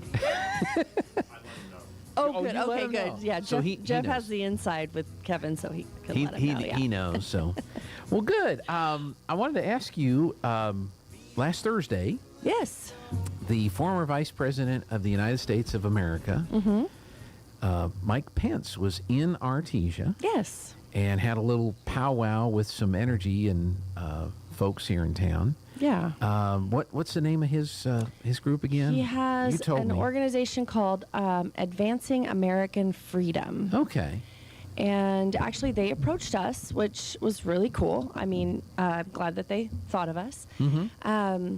He set up this foundation to, to push policy that that aligns with his conservative values, and right. I guess it's his way of staying active post vice presidential seat, and so yeah, he's been doing roundtables, I think, around the country on energy issues. Obviously, energy is a big topic these days nationwide. This area. Yeah, and so he figured while he was in the area, he could take advantage of that opportunity. We have great resources in this community for energy conversation, and so we put a panel together and visited for about an hour. And each person at the table kind of had a different angle, which was really interesting, and so they had a great conversation, and he went on his way. Was there anything, as a member of the media, I was not allowed to be present for the conversation, which I think is done because there's so many ways that reporters twist things, and I think there was some concern that you couldn't have a frank discussion about some of these issues, knowing that it could get... things can get twisted up. Twisted up. Was there anything that kind of came out that I mean, you're... with the chamber, I mean, obviously you're well knowledgeable about the issues that are affecting the oil and gas industry around here. Was there anything that kind of came out that maybe seemed like a surprise to Vice President Pence, or just that he was very thankful to be able to hear and learn to add to his knowledge? You know, I can't remember the details of, I can't remember the specifics of what certain people said at certain times, but I do know that there were several times that he reacted. Obviously, he's been around the country. He's been the vice president for 4 years. He knows a lot. He understands the energy. I think he understands energy issues, and especially on a kind of a 30,000 foot level, right? He promotes American energy. You know, that he believes that we should be energy independent, and believes in sort of American dominance in the energy sector globally, and that's so forth. But there were a few things that individuals said that he said, "Wow, I hadn't thought of it like that," or "That's a really interesting take on that. I'm gonna remember that." Those kinds of things, which was really nice to hear. I mean, from him, somebody has access to just about anybody he wants to talk to, and he's here sitting with these local folks who are on the ground doing the work every day and have certain experiences that they were able to share with him. So it was really interesting to see his reaction to those. Yeah. To those. Oops. I forgot to. Don't they know?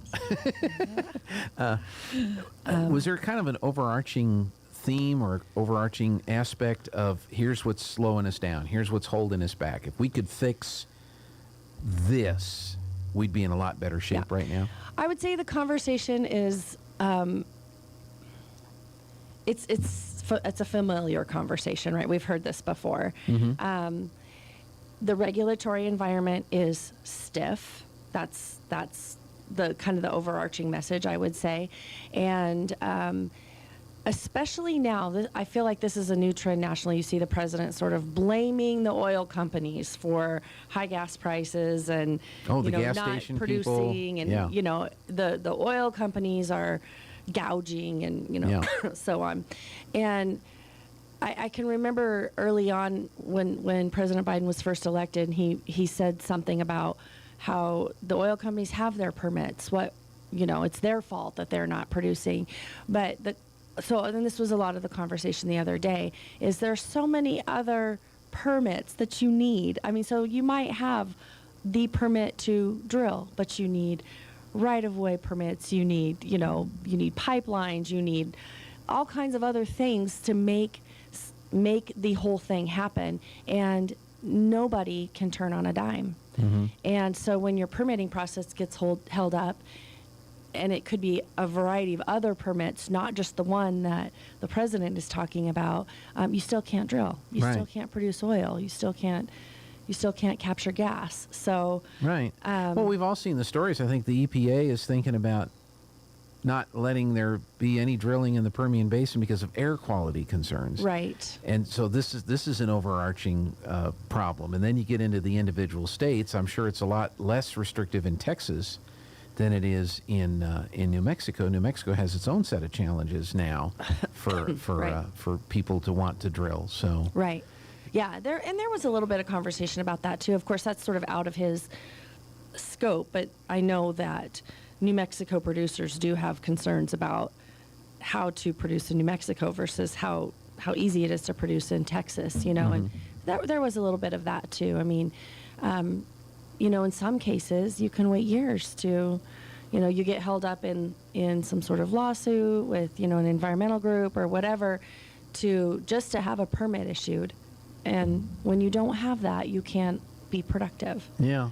It's very frustrating for a lot of people in the industry, I'm sure, to see the administration go to OPEC Plus and beg for increased production, but they don't have the environmental restrictions that we have in this country. Yeah. Or consider lifting sanctions on the communist dictator in Venezuela to allow them to be able to do more production, but they don't seem to be. I mean, did the people that were talking there, did they tell stories of how they've gotten calls from the administration, that the administration has reached out to them and asked them how they can increase their production to help the situation? Yeah, no, I didn't hear any of that. I didn't think so. Yeah, I did not hear that in the meeting the other day. It just as a citizen, and a voter, I guess, it does give me pause. I mean, if we're so concerned about climate change, why are we only concerned about us and not them? So, That's right. That's right. If I were Saudi Arabia, I might be a little insulted by that. And sounds like they might have been. Not for that reason, but well, I do think it's, they didn't exactly or none of our local folks necessarily said that in the meeting, but I know that was the tone that Vice President Pence was taking, that it is tough to be sitting on everything we need right here, and yet we reach out to these other countries who not all are our friends, right, to essentially enrich them when we could be doing it ourselves. Well, let me ask you this, because when the people in the government talk about the oil companies, most, if not all, of these major companies are international companies. Oh, yeah. So they're not just drilling here and not there, or just drilling there and not here.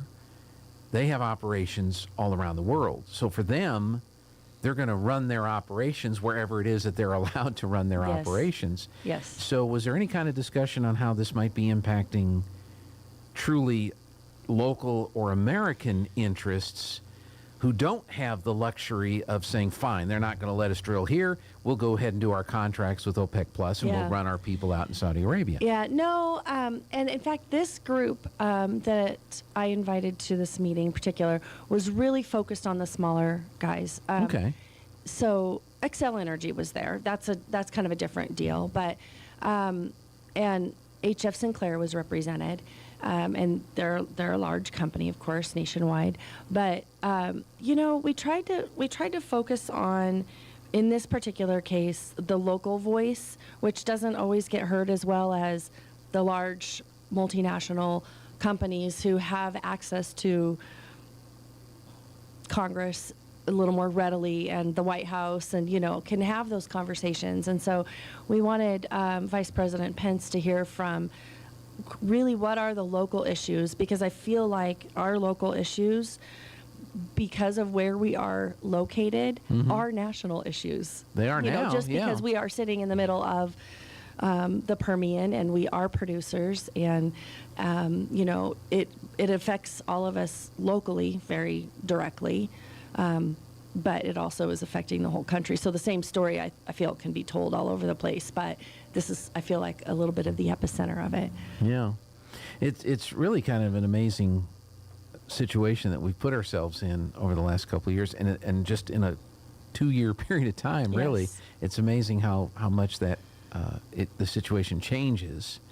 The oil industry is used to booms and busts, but I don't know how much of it is self-inflicted bust. You know what I mean? Or self-inflicted issues in those areas. And it does feel, and actually there was a little bit of conversation about that too, that this seems to be a little bit less of a natural impact than it is kind of a manufactured crisis or whatever, manufactured problem, because of the policies that are in place and the goals that are in place for moving to all electric and reducing climate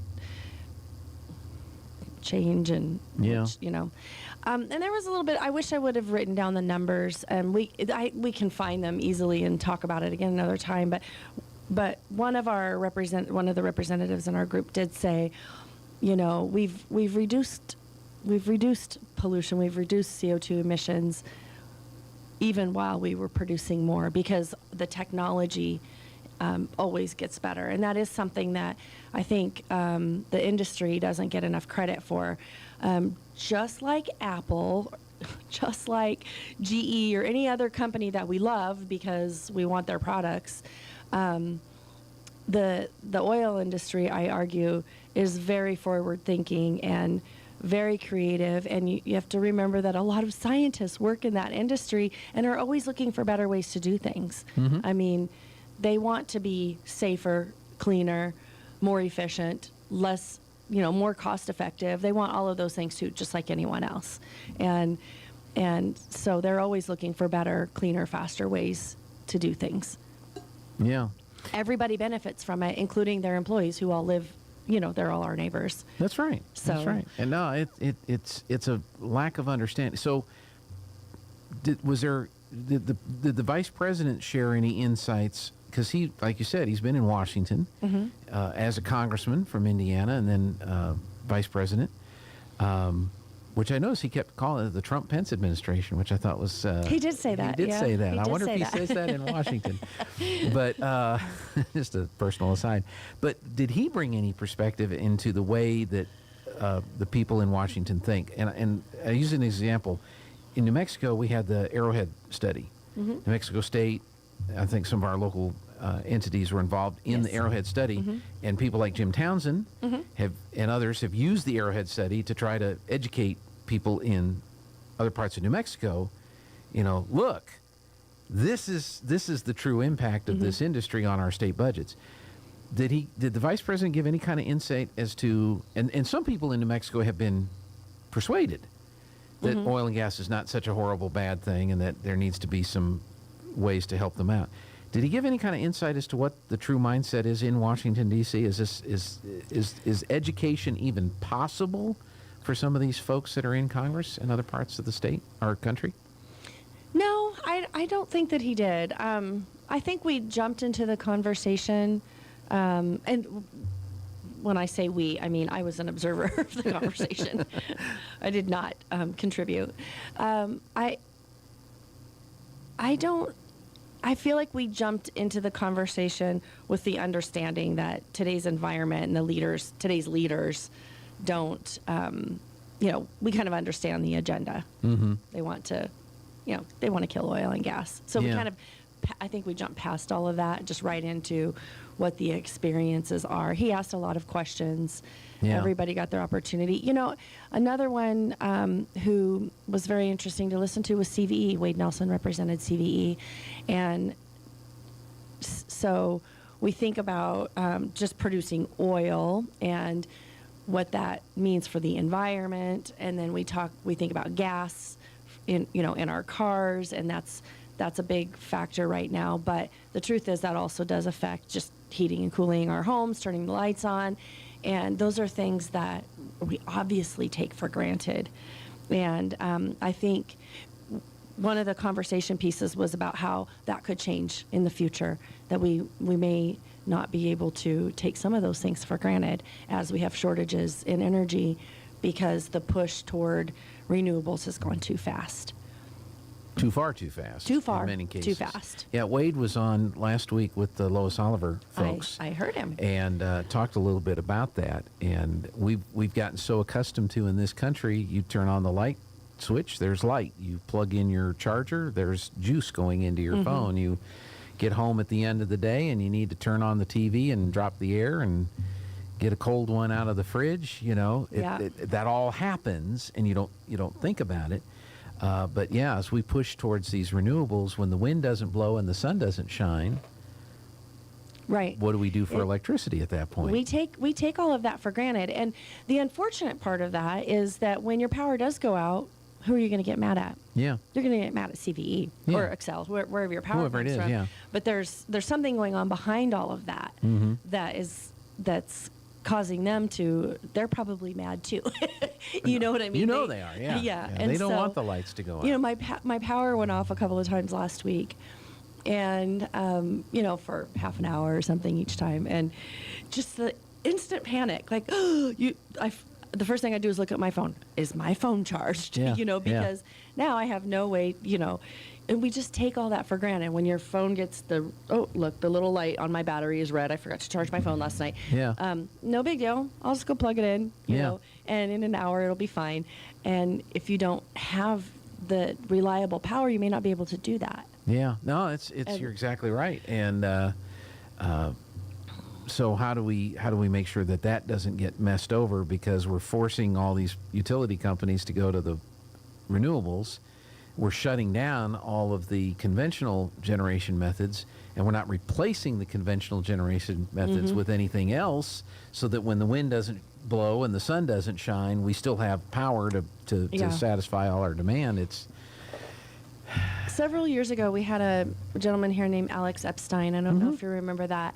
He wrote a book called The Moral Case for Fossil Fuels, and then he recently published another book called Fossil Future.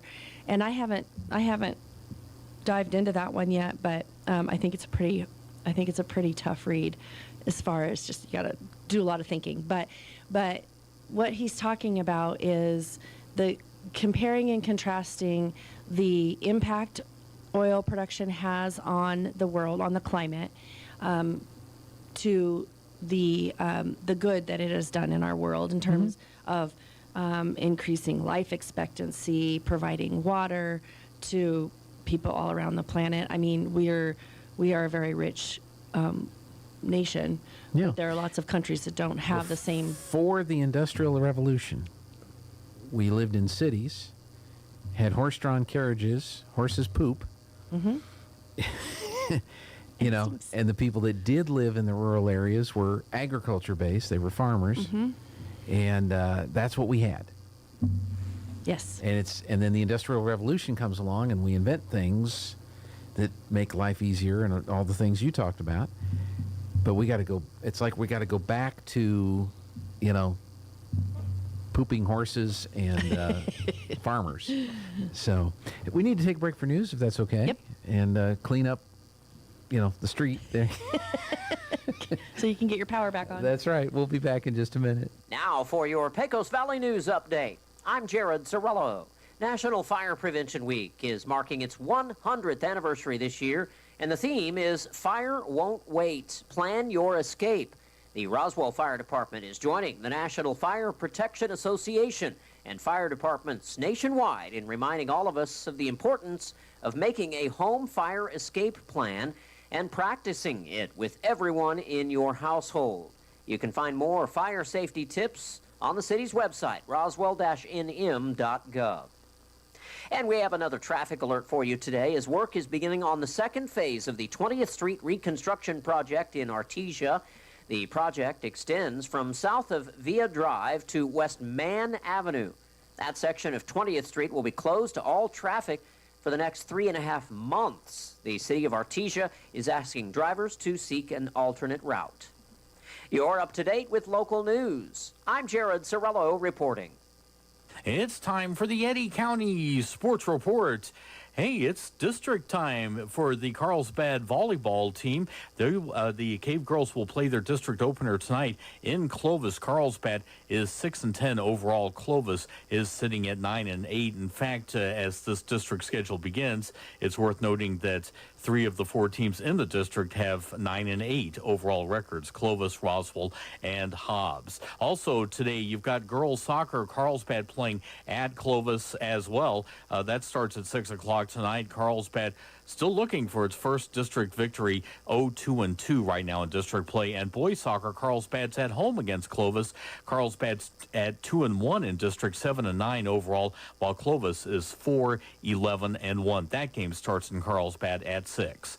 The Sports Report brought to you by DSI. Call DSI for all your office technology needs. I'm Eric Butler at KSVP Radio, AM 990. I'm Lou Dobbs. The NASDAQ at a 2-year low. U.S. restrictions on chip components hurting both the index and China. Walgreen earnings outlooks and stock higher. Those stories next. Lou Dobbs here. I want to tell you about the good folks at Lone Star Transfer. They're the industry leader in helping you get out of your timeshare. If you're stuck in one, you don't have to be. For well over a decade, Lone Star has successfully helped over 18,000 owners legally and permanently get out of their timeshare nightmare. Lone Star Transfer is simply the best in the business, and with an A+ rating at the Better Business Bureau and thousands of 5-star testimonials, their clients want you to know they trust Lone Star. They're a family-owned company that has earned a reputation for delivering first-class customer service. They guarantee the release of all liability to your timeshare in writing and in a specific time frame. With rising assessments and maintenance fees, there's never been a better time to get out of your timeshare than now. Call today to receive a free, no-obligation consultation at 844-284-4739. That's 844-284-4739.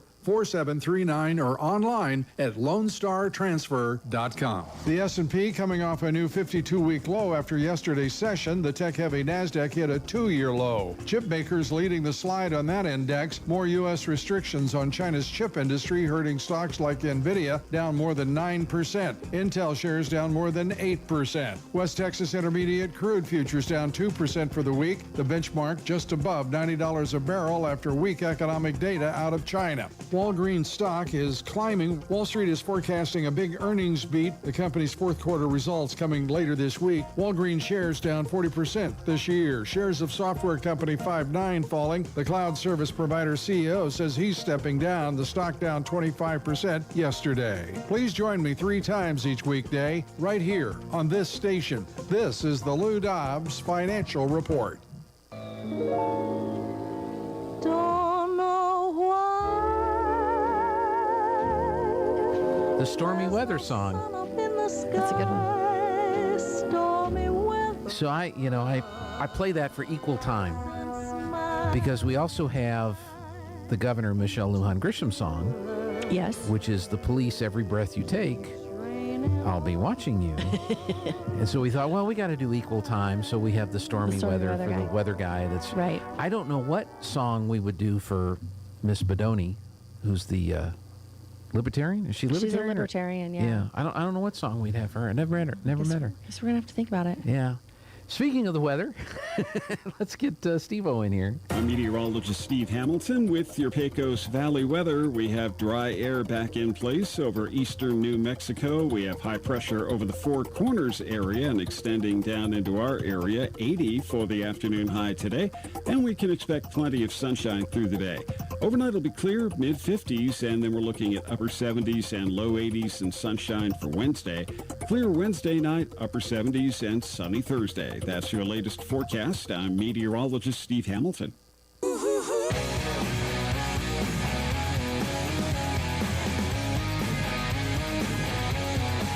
Right now it's mostly sunny, 56 degrees. Humidity is at 84%. Dew point is 51.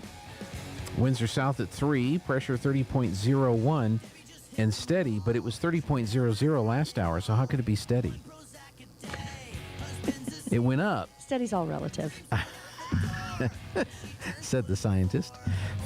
Our air quality is 51. We have moderate air quality. Sunset at 6:29 tonight. Sunrise at 6:59 in the morning around the region.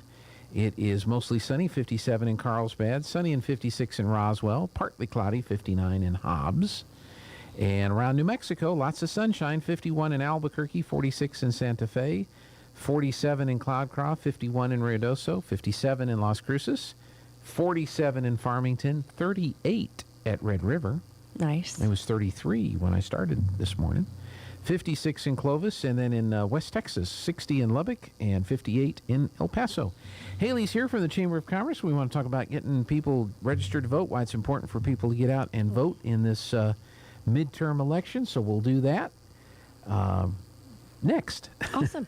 After a week off, your Artesia Bulldogs are ready to kickstart the district season with a bang, taking on the Coyotes of Roswell High, live from the world-famous Bulldog Bowl. KSVP AM and FM and KSVPTV.com will be there for all the action. Join Joby Hodling and Robbie Ballou for the pregame beginning at 6:30 and kickoff at 7. Bulldogs versus the Coyotes of Roswell High, Friday beginning at 6:30 on KSVP AM and FM and at KSVPTV.com. Southeastern New Mexico's sports authority, then, now, and always. Oh, fair New Mexico, we love you so.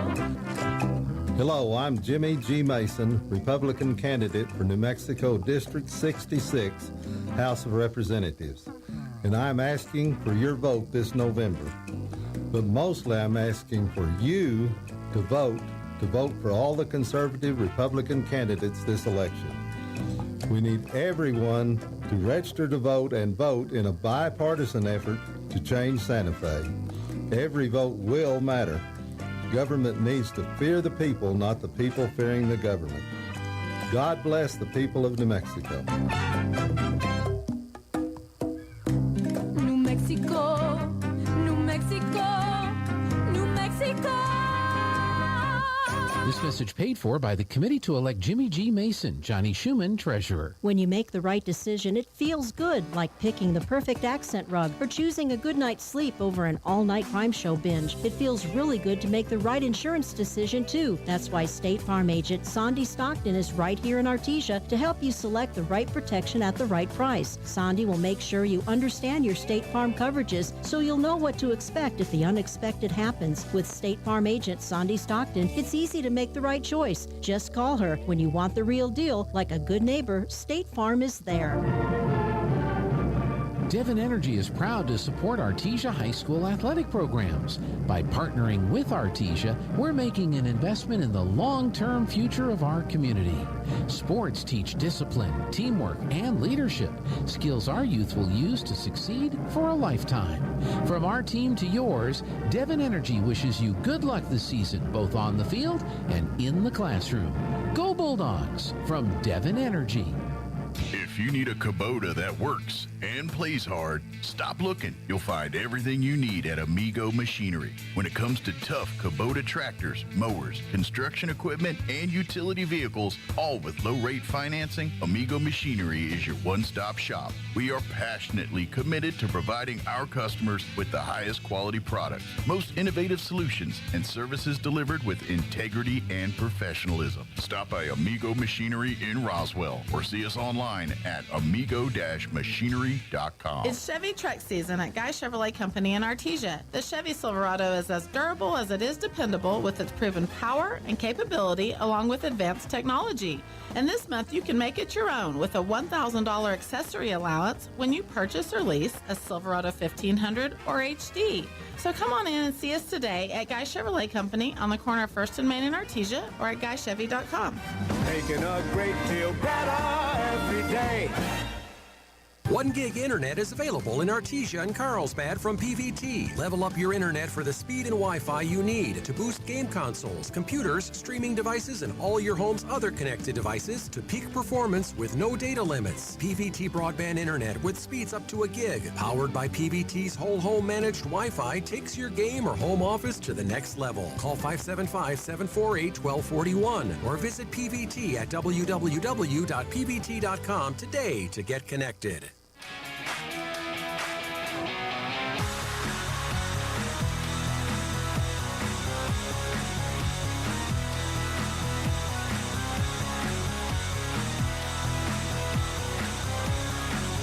So we have Haley Klein, the boss lady. That's what the graphic says right there on the screen. They just say that to make me feel better about myself. I know. I was really, Tuesday is normally the day all the salespeople come to Artesia, and we have a sales meeting, and then the programming people come to Artesia, and so we go to lunch, and then we have a programming meeting. And programming people, they're too busy. They can't come down here. And the salespeople are sick, and they can't come down here. And so it's like, no, I guess nobody likes us. I told Tana, I said, none of our staff likes us here in Artesia. Nobody wants to come to Artesia today. Oh, boo. Artesia's great. I know. It's just so sad. But we were talking about the vice president's little meeting that he had. I guess, is it next weekend? Is the Carlsbad Mayor's Oil and Gas Summit down in Carlsbad, and that'll be yes, Thursday the 20th. Is 20th. That'll be another big opportunity for the oil and gas industry to shut their stuff and all that good stuff. But it all kind of brings about how important it is for people to vote in this upcoming election. Looking over the last couple of election cycles, it seems like this part of the state just has not turned out to vote. Is that kind of what you've seen in the trends the last couple of elections? I remember the last sort of big general election that we were pushing hard on voter registration. We got, I think our voter turnout was 50.4% or something like that, which was just a smidge over the state average. But I was looking at Los Alamos, and this is how you can tell that I'm a bulldog. Okay. Los Alamos voter turnout was like 87% or something like that. And it wasn't 87, but it was high. It was in the 80s, somewhere around there. And I was thinking, there's no way. We have to do better than 50%. We are not average. We shouldn't act average on election day. That's right. And elections, it's so easy to vote now, right? So They have convenience centers, so you can go to any one of those convenience centers in your county and vote. Right. In Artesia, that's really easy to do. I've never waited more than 15 minutes or so, 20 minutes to vote. Right. The last time I had to wait in a long line to vote was, believe it or not, the municipal. Yeah, I think that's the same for me too. It's not. It doesn't take a whole lot of time to vote. Right. The polls open at 7. They close at 7. So you can do it. You can go early. You can request an absentee ballot. It's so easy to vote. You just have to go do it, and it will matter. And I know a lot of people feel like it doesn't matter. I know. I get that. I do. But it definitely doesn't matter if you don't vote. Right. Or it does. Maybe it does. Yeah. But my point is you don't know. I mean, so if you believe your vote's not counted or it's whatever, it definitely won't be counted if it's not there. So just go vote. Just go vote.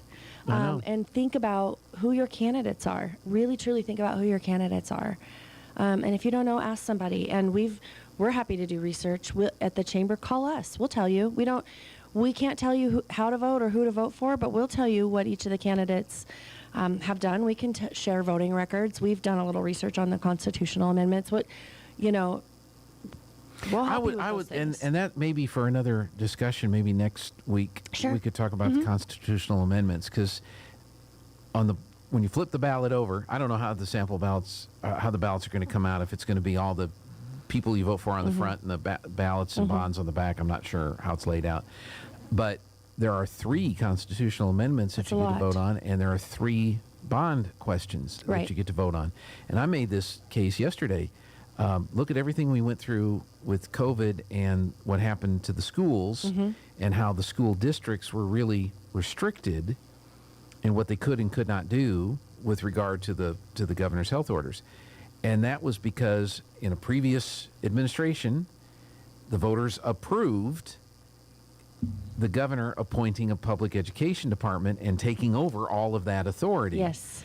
So the constitutional questions that are on the ballot are important because they may not seem important today, but at some point in time, they're going to come back and bite you, and they're going to say, well, how come they're allowed to do that? Well, it's because the voters approved this, in 2022.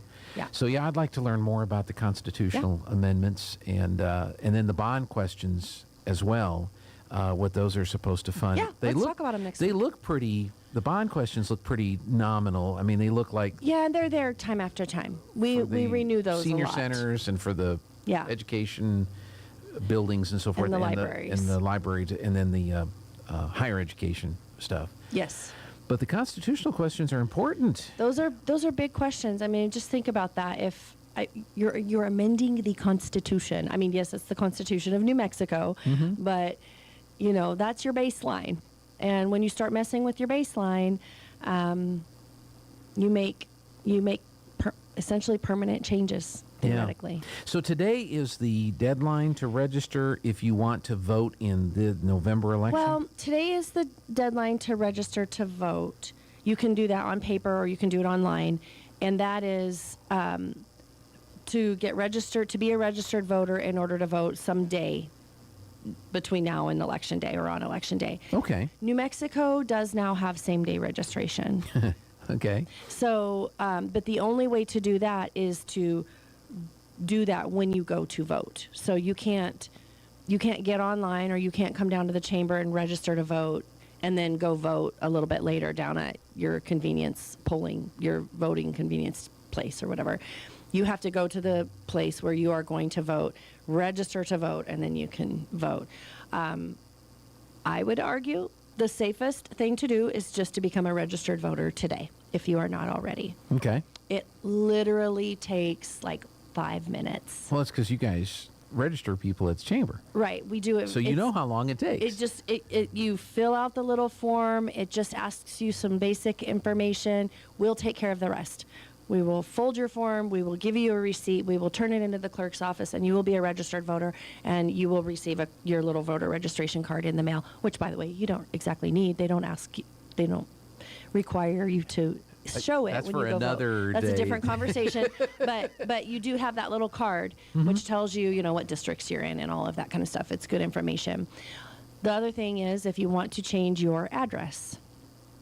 on your, if you're already a registered voter, but you just need to change your address or you change your party affiliation, you can do that. But today is the deadline Right. for that. To be able to vote early in the November Unless election. you want to do same-day voter registration. Which means you don't do anything right now and then show up on election day. And go vote, yeah. And but register and vote that You day. register to vote, and then you can go vote at the same time. Yeah. I'm not comfortable with that. I'm just old-fashioned. No. I'm well, there's a lot of things about our election process that I wish we would modify. You know, there are some things that you don't want to go back to, like we talked earlier about going back to horse and buggy days. Yes. We don't need to do that. Yes. But I think as far as the election process is concerned, I think there's a few things that we could kind of pull back on and go back to, but we're not going to. So let's utilize the system that we have right now. Right. But I agree with you. It's really, really important that people get out and vote. You read the news, you see the news, you hear the conversations, you're mad, whatever. Mm-hmm. And even if you are concerned about the system, you still need to go vote. And maybe we can overcome some of those concerns and issues that may pop up. The more of us that turn out to vote, the less likely they can get away with finding a box of ballots in a closet somewhere. Yes. At 10 o'clock on election that's night. actually really true. And, you know, in Southeast New Mexico, we often feel forgotten, or, you know, we're just this little part of the state that nobody cares about. But at the same time, we have to demand it. I mean, and when you only have a 50% voter turnout, you're not exactly demanding it. That's right. So you can go by the chamber today and get registered to vote. And if you have any other questions about any of that, I'm sure Haley and your staff will we'll be take happy care to of it. help. Since Any you're the one of boss us lady, can help right? you. Yeah. All right, Haley, thank you so much. All right, we'll see you next week. We'll see you next time. This is KSVP Artesia. This hour from townhall.com. I'm Rich Thomason. Dylan Roof's death sentence will stand. So says the U.S. Supreme Court rejecting his appeal. Roof fatally shot 9 people at a historically black church in Charleston, South Carolina back in 2015. 12,300 and counting. That's how many illegal aliens Texas Governor Greg Abbott says have been bused to Democrat-run sanctuary cities up north, cities that Abbott says can support the migrants. It's called Operation Lone Star, and Abbott says it's helping small Texas border communities that are being overwhelmed. An investigation is underway following this morning's carbon monoxide leak at a daycare center in Allentown, Pennsylvania. About 24 people, most of them children, were taken to area hospitals.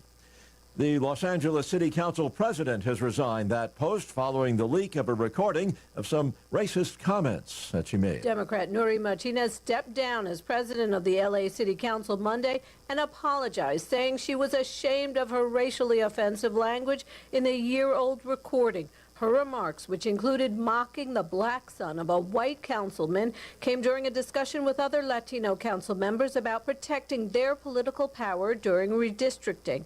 The white councilman, Mike Bonin, called for the resignations of the others involved in the discussion as well, describing it as a coordinated effort to weaken black political representation in L.A.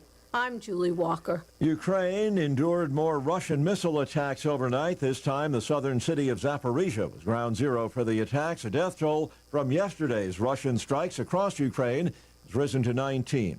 Today, the G7 countries are discussing the ongoing war, what to do about it. Watching Wall Street, the Dow is up 39 points. The Nasdaq 121 points lower. More on these stories. Townhall.com. Losing your family's home movies and photos would be devastating. That's why Legacy Box exists, to preserve your family's recorded moments digitally, ensuring they're safe forever. Think of the time and money your family invested to capture family vacations, birthdays, even your wedding. Recording a lifetime of memories was a commitment. Camcorders cost thousands, and cameras required film and development. Legacy Box is the final step to preserve your family's past. Thankfully, it doesn't require another big investment. Legacy Box is safe, simple, and affordable.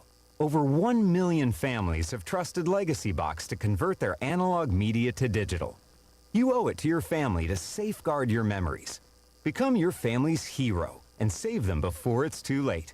For a limited time, Legacy Box is offering an exclusive discount when you go to legacybox.com/LBox. That's legacybox.com/LBox. American Airlines says it's investing in a company that hopes to supply hydrogen to planes. The move comes as the airline industry faces more pressure to reduce carbon dioxide emissions. American announced its investment in Universal Hydrogen Company, but it didn't say how much it invested or its ownership stake in the company. Universal Hydrogen's other backers include aircraft maker Airbus and GE Aviation. Universal Hydrogen says it will build a distribution network to deliver hydrogen capsules in a way that avoids the need to build new refueling infrastructure at airports. John Scott reporting. Iran is stepping up its crackdown on Kurdish areas in the country's west as protests sparked by the death of a 22-year-old woman detained by the country's morality police rage on. Riot police fired into at least one neighborhood in the capital of Iran's Kurdistan province. News and analysis at townhall.com. Just a week after a national pumpkin record was broken, a new mark has been set. 256, oh wow! Great gourds of fire. That didn't take long. A horticulture teacher from Minnesota now owns the new U.S. mark for heaviest pumpkin. Travis Ginyard's huge gourd, weighing in at 2,560 pounds, tops the mark set just last week in New York State by 6 pounds. Ginyard says one thing working against him was the weather in Minnesota, where it's nice in mid-year, but spring can be rough. It's like winning the Tour de France on a big wheel. You know, you can only hope. Gino drove 35 hours from Minnesota to the World Championship pumpkin way off in Half Moon Bay in California. I'm Oscar Wells Gabriel. The country's third largest railroad union rejecting a deal with employers that revives the possibility of a strike that could cripple the already struggling economy. More on these stories, townhall.com.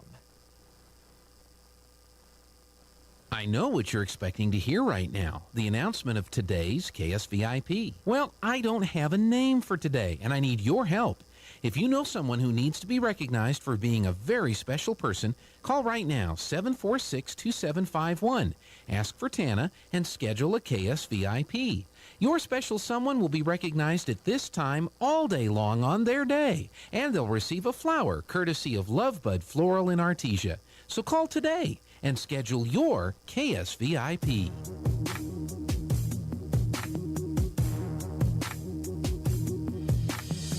They see me mowing my front lawn. I know they're all thinking I'm so wide and nerdy. Think I'm just too wide and nerdy. Think I'm just too wide and nerdy. Can't you see I'm white and nerdy? Look at me, I'm white and nerdy. I wanna roll with the gangsters. But so far they all think I'm too wide and nerdy. Think I'm just too wide and nerdy. Think I'm just too... Hey, we're on the Good Morning Artesia radio show. We've got another great guest in just a moment. Just a couple things that are going on today to make you aware of. There's going to be live fire training at the refinery now until 3 o'clock, so you may see some black smoke intermittently, maybe hear a siren or two as part of their live fire training. Fire for them means like fire, not like gunfire. That's different live fire, right? Let's see. The band marching festival is tonight at the Bulldog Bowl. There's no volleyball. There's no basketball. There's no soccer tonight. It's all attention is on the band. And Capitan plays first at 5:45, then Goddard at 6:05, Artesia at 6:25, Lovington at 6:45. Portales at 7:05, Hobbs at 7:25, Carlsbad at 7:45, and then Roswell at 8:05. We'll have it on the radio and the TV tonight, ksvptv.com, but come out and support the band. It's free, and the band boosters run the concession stand, so you're helping them out. At the library, preschool story time at 10 o'clock, ages 3 to 5, stories and language activities, STEM learning, crafts, music, and social play. That's today at 10. Mom's Life Artesia is today at Faith Baptist Church. 8:30 is child care check-in. They've started the meeting, so that's going on right now for today. We just mentioned with Haley, if you want to register to vote, today is the last day to register to vote so that you can vote early or on Election Day in New Mexico. If you're not registered to vote at all, and you register today, good. If you register tomorrow, if you want to register, don't register until Election Day because we have same-day registration, but that's if you're not registered. Anyway, it's confusing. Just go register to vote.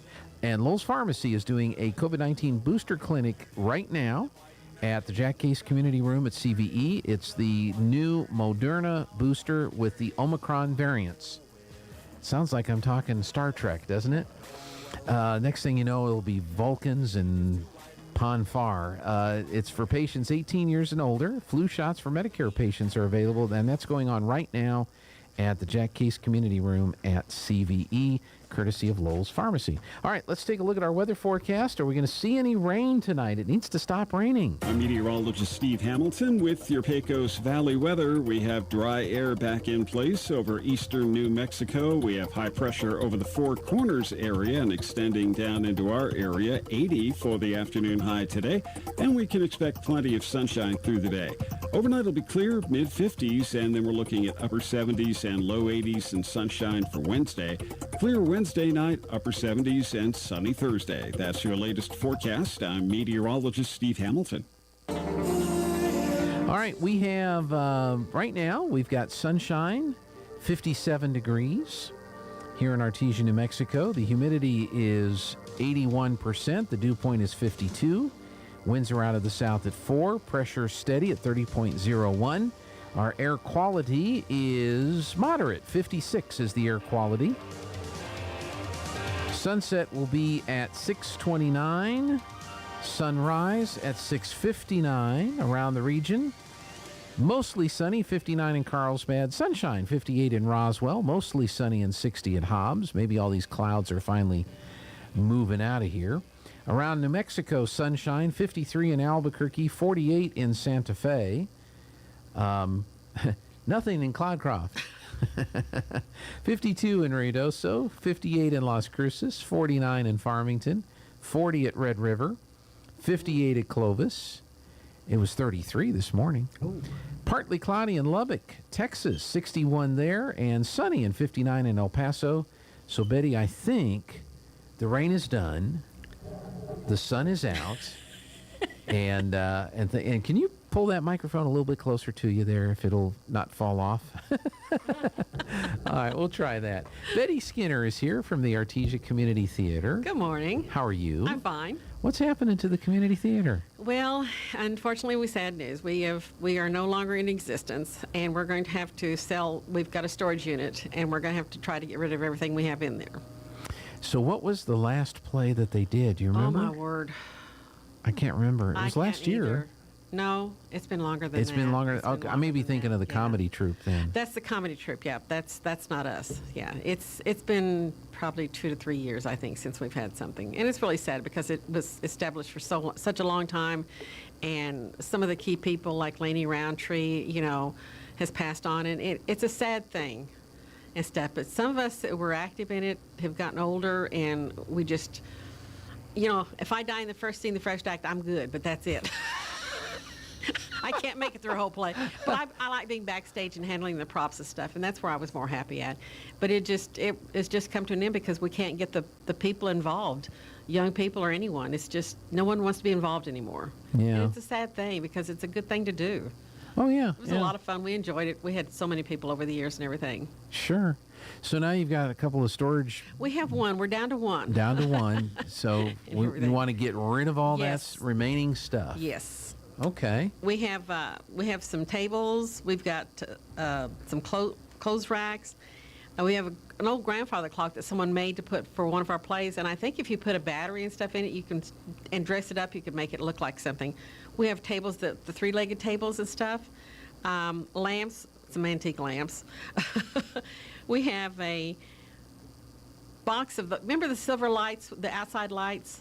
Yeah, we have a box of those. Oh, really? And we have some things we're going to sell in the containers as is for a certain price, because that way, you don't know what's going to be in there. It might be some good stuff. And there's always good stuff. There's something to use. Everything we have is usable. Right. We have a lot of wood stuff. We have a lot of walls we used to use for walls, a lot of lumber and stuff like that. So we've got a lot, and we want to get rid of it. And we have a 10 by 20 shed storage unit. So and it's good at size. 209 South 20th. It's the storage units there, and it's on the east side. It's number 10 unit.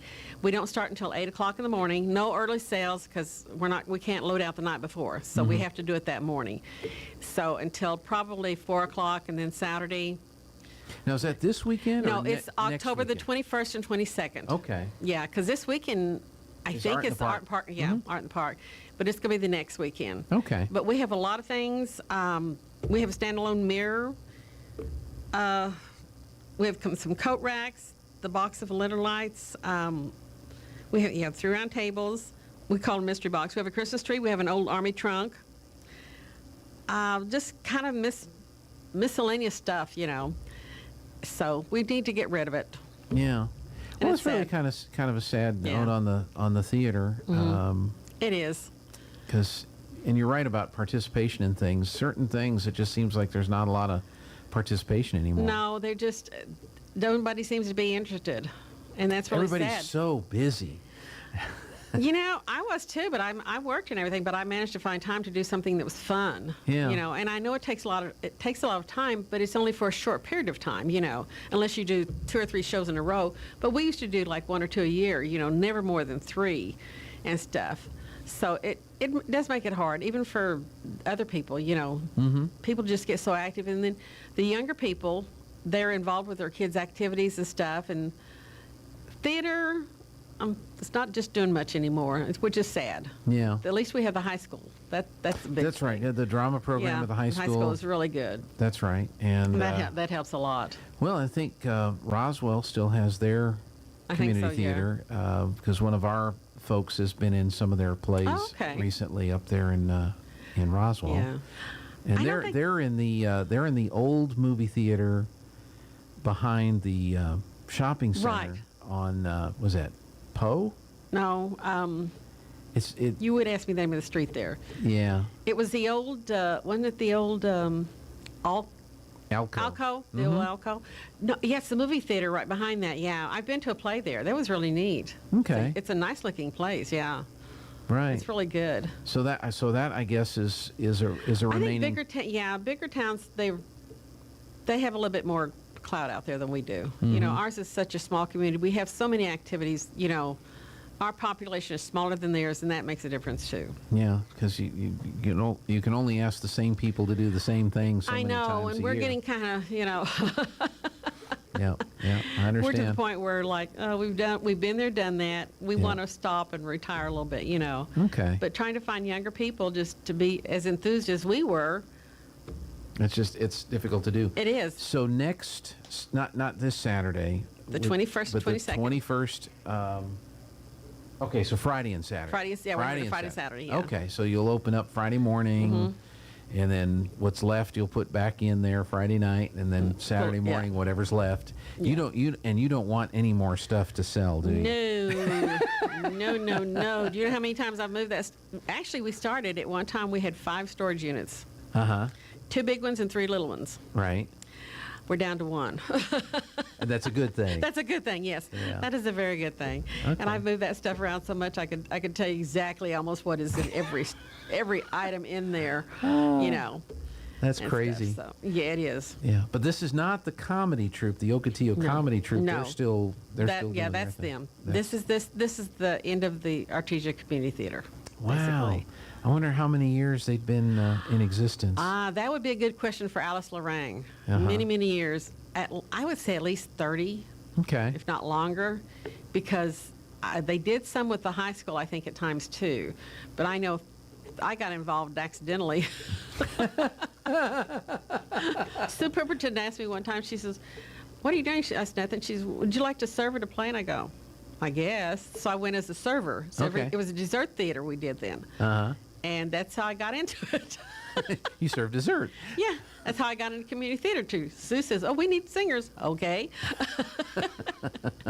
But again, we're the older group that we want to retire. We don't want to act anymore. We want to enjoy the shows, Right. and stuff. You know, not be in them. Yeah. And there's just not anybody young to take over for us, unfortunately. Yeah. I wish there was, but it's too bad. It's a time gone. So what that means is, folks, there's going to be a storage room opening up. Yes, there is. It's like there's not enough of those, you know. Oh, I know. Everybody has so much stuff, and so we're going to be doing that.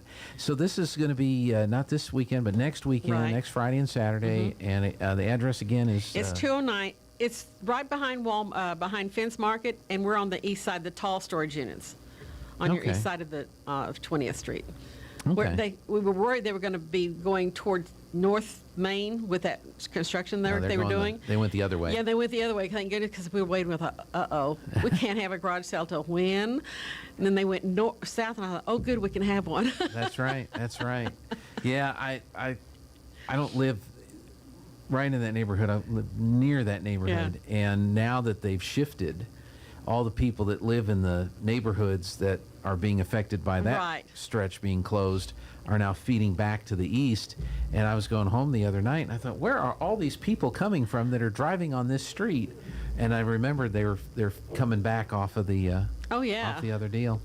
One other thing that you're involved with, and I hadn't really talked to you since the fair, Mhm. was you had the was it the American Legion and the Veterans Mhm. had your raffle Mhm. at the not the Eastern Mexico, the Eddy County Fair. Yes. How did that go? And it turned out pretty good. We made about what we made as the last year. You know, it's the attendance to me was low. Okay. And I think it's, unfortunately, I feel like it's because there wasn't a carnival, because we get more people when the carnival comes in. Right. But they gave me reasons why they didn't have it. But and I think it hurt, I feel like it hurt some of the other people too, you know. It wasn't just us, it was other people that were in our building and stuff. So Yeah. it was kind of low.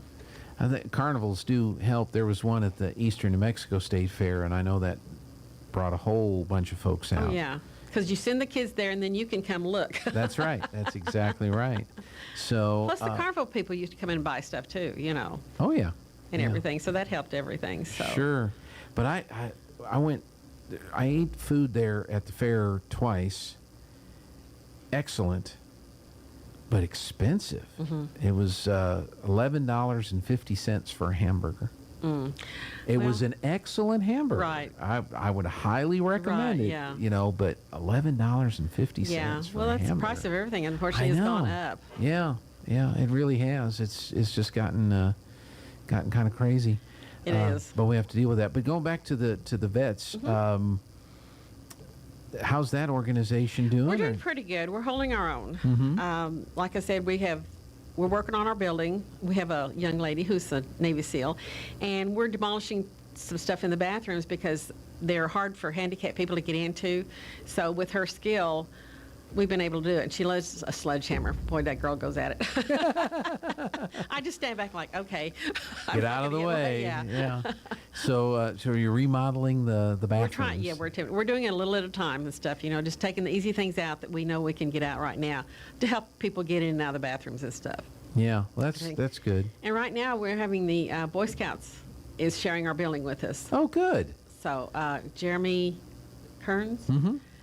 and his Boy Scout post is sharing our building with us, and they're really excited. They want to do some painting and stuff, and I said, oh, well, you're getting ahead of me. I was going to. So they're really excited. They want to help us too. But Okay. it's a process, and it's going to take us, and then a little at a time we'll get things rearranged and stuff. But we're happy to have them. We went to, I don't know if they had the burning of the flags, which was an awesome ceremony. And I had never been to one, and they played a song for each military branch and then brought a flag out to be burned, and then they brought one out for the New York Fire Department, New York Police Department, and the Port Authority, and it was done on 9/11. And it was very emotional Yeah. to see and participate in. It's just, if you've never been to one like that, Right. it'll just blow you away. How, I mean, how often do they do those I don't know. ceremonies? This was do you just know? a special one, but I don't Yeah. don't know how often they do it. It's because we haven't been affiliated with them more, so I don't know. But if you ever get a chance, anybody ever gets a chance to see one, it's very moving. Well, that's probably very nice that they're able to utilize that building, Right. help out. Yeah, You know. they're really excited about it, you know, and everything. It's a good location and stuff, you know, which has always been a good location. But just a little bit here and there. But we're happy to have them. You know, it's big enough, and we only use it. We don't, you know, we use it 1 day a month. They use it 2 days a month, which is fine, you know, and stuff. So Yeah. we're happy about it. We're happy to have them, give them a home. Well, yeah, no, they need to have a home. So, as far as veterans Mm-hmm. who are eligible or encouraged to join the American Legion right? is the only one we have. Only one you We have. have a UVA, but that's the people who are over the building. There is no. It's just a board. Mhm. And but the American Legion, there is no more DAV. There is no more Vietnam vets. It's just the American Legion post here. Okay. And so to be eligible to join that, What is the eligibility? You have to have a DD-214, which is your discharge, Mhm. and it used to be, when I first joined, there was an area where there was no conflict, and if you were in the service then, you couldn't be a member. They have changed that now, because someone who served 4 years or even 2 years during that conflict, now anyone that served honorably during any time they were in the military can join our post. Okay, so you don't have to have been in Afghanistan No conflict. No, or anything you do like not have to have been in a conflict, which is really good because I knew several people that fell into that pocket where there was no conflict, and it really bugged me that they couldn't be a member. Mhm. You know, that to me that was discriminative. You know, they served honorably for Mhm. their term. Right. Why can't they be? So they finally got it passed where anyone who served in the military can be a member of that post. And we do need some younger people. We blessed need some younger people. Please. And we Yeah. meet generally the first Monday. We have a website now. Okay. On Facebook. My friend Regina Gardner did that for me. Mhm. And and I post on there what days our meetings are. If we have to change it, then I post on that it'll be a next Monday because depending on our commanders, she's still active military with the reserves and stuff. So we have to kind of work around her schedule and everything. So we kind of, if we do it, can't have it the first Monday, we'll have the second Monday. Let me ask you, so reserve, if you're not ever called up, but you're in the reserves, you're still eligible? Or do you have to have been called up? I think you have to have been called up. Okay. Yeah. Because some people are in the reserves and never. Yeah, that's Does the being thing. called to stand guard around the Capitol count? I don't know if New Mexico sent anybody during that whole mess. I don't know that either. That's a Yeah. good question. Well, I stood guard around the Capitol, you know. Yeah. Which is important. Right, yes. But does that qualify you for membership? I You don't know, we've never asked that question. That's a good question. I have no idea. Well, it's probably such a small group of people in New Mexico, but I would think, but a person who is active with the reserves or with the National Guard, Mm-hmm. no one's ever asked that question before. Thank you. I'm sorry. That's all right. I will go home and I will call my department in Albuquerque and say, hey, I have a question. Can anybody answer it? Yeah. Because no one's ever asked that before. Because maybe there's someone that It is could be, in the yeah. reserve or the guard Right. that hasn't been called up for. Right. Any Now, I know we had one, but he was active duty with the Guard. Right. He was there, yeah, but just on regular weekend drills and stuff. That's a very good question, Mr. Dow. I will have to go find the answer. Thank you very much. Well, my mind wanders from time to time. But you know, that's good. It's never been asked. Yeah. So that would be, and I will let you know when I find out. Well, that'd be great. That'll be great. So, Betty, one more time, let's go back to the Artesia Okay. Community Theater, October which 21st and is 22nd. disbanding now. Yes. So you're having a storage sale. Yes. Okay. It's October 21st, 22nd at 209 South 20th on the east side of that, right behind the Fins Market. From 8 to 4 Saturday, maybe to 8 to 1, depends how much stuff we have left. Mm-hmm.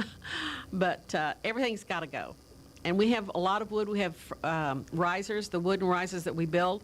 So we have a bunch of like steps. We have those. A lot of walls that can be used for interior walls if you need or something like that. But there's some good wood in there Mm-hmm. and everything. So come out and bring a trailer, and please haul off. All right. Next Friday and Saturday Yes. at the storage place. Yes. All right. Thanks, Betty, for You're coming welcome. in. And we'll see you again for something else that we can talk about. That'll Okay. be fun. So, all right. We're going to take a quick break, open up the Zoom room, and get Aaron in here, see how the markets are doing. That's next. This is the owner of Trustmark Roofing, and nothing makes us happier than telling our customers no. As in, no pricing games. We give you a guaranteed price, and then we stand by it. No surprises, no gotchas. No obscurity.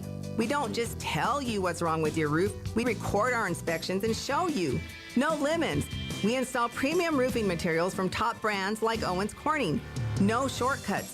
We're in the 2% of roofers with the Owens Corning Preferred Contractor Certificate for our local area. This means we offer precision installation and the longest warranties.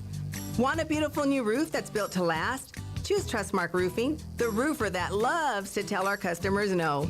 For an estimate, call us at 575-755-ROOF or find us online at trustmarkroofpros.com. Trustmark Roofing, we put people first. The Permian Basin, the heart of domestic production. This year's Carlsbad Mayor's Energy Summit is scheduled for October 20th at the Civic Center. Join weatherman Steve Stucker, Chevron Chief Executive Robert G. Schweers Jr., leading trade industry executives, and many others in this year's unique discussion. Sponsors include Chevron, Devon Energy, XTO, Target Logistics, Crestwood, Oxy, ConocoPhillips, Summit Midstream, Double E Pipeline, Carl Riggs and Ingram, Capitan Energy, Bobcat TCS, Santo Petroleum, Excel Energy, Marathon Oil, Intrepid Potash, Minicucci Insurance, Holtec, Floggistics, American Petroleum Institute, CNB Bank, Western Commerce Bank, Expanse Electrical, Brewer Oil, Mural Electric, and Carlston Ranch. For more information about this year's Mayor's Energy Summit, please log on to carlsbadfoundation.org. This ad paid for through the City of Carlsbad Lodgers Tax. Hi, I'm Dr. Keon at Carabelli Dental. Same-day smiles are what we do. My passion is helping patients chew, talk, and live with confidence. That's why I'm one of the few doctors in the U.S. who can create beautiful same-day smiles with the latest digital implant technology. This procedure is life-changing. Just ask Sean. Hi, I'm Sean.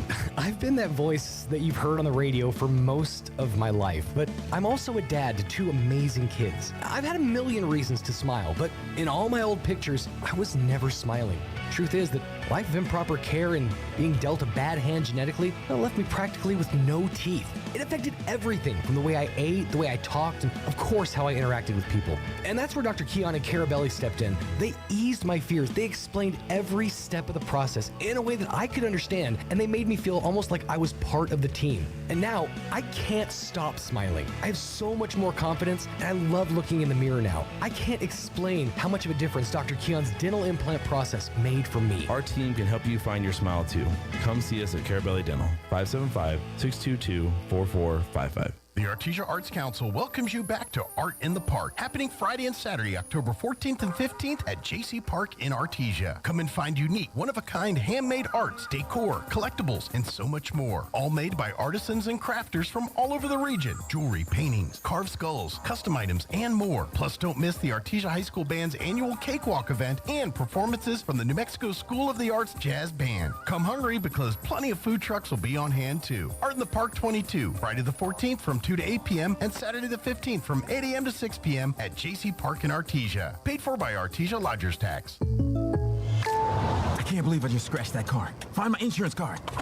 Dude, what do you have in this glove box? Ew, are these socks dirty? Oh, forget about the socks. I need my insurance card. Just pull it up on the State Farm mobile app. But I can do that? Oh, hey, I can do that. Yep, it's called service. I can file a claim on here, too? Yeah, it's called service. Whoa, I can call my agent, too? It's called service.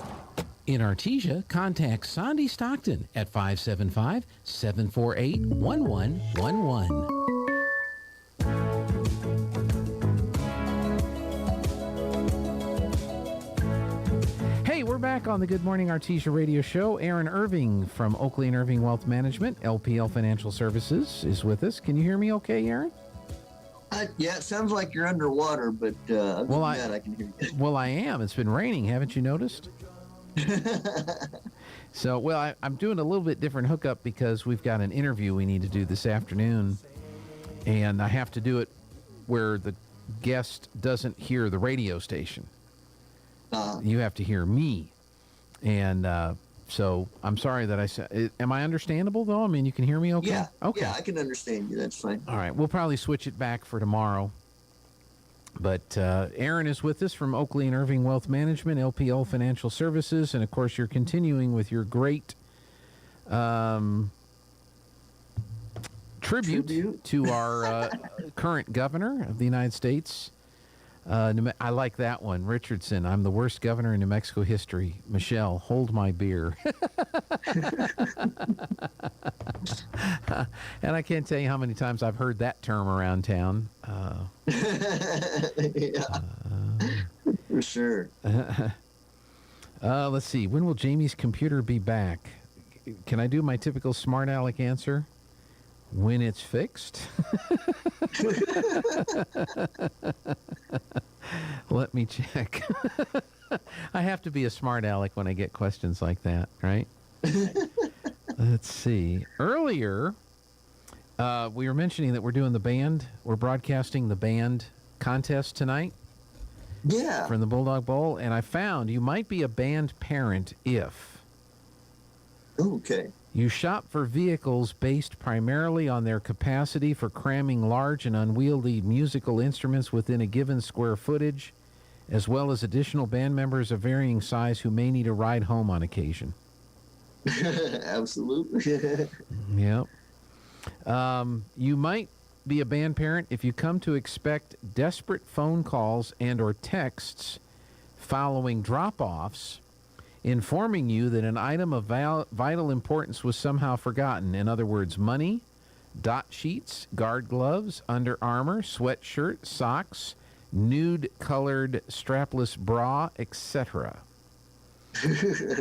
Yeah. Naturally, you are expected to come to the rescue every single time. Absolutely. Now, Lana can relate to that when we go to do a video production. and her phone will ring, and the question is, are you still at the office?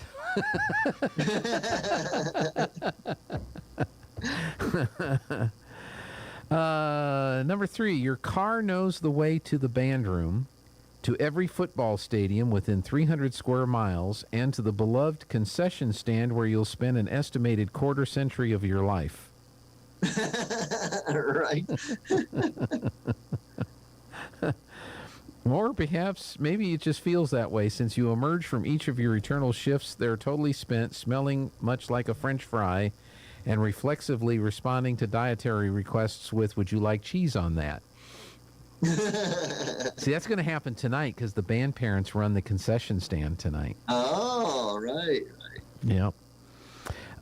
Forget singing along like a banshee to Sam Smith tunes on the radio. Instead, you find yourself drumming out the beat of Seven Nation Army on your steering wheel and chanting its hypnotic mantra because you've heard the band play it roughly 7 million times. Number 6, never mind your career, hobby, or favorite sitcom. You now spend the bulk of your days and nights either engaging in or thinking about fundraising for the marching band. Right.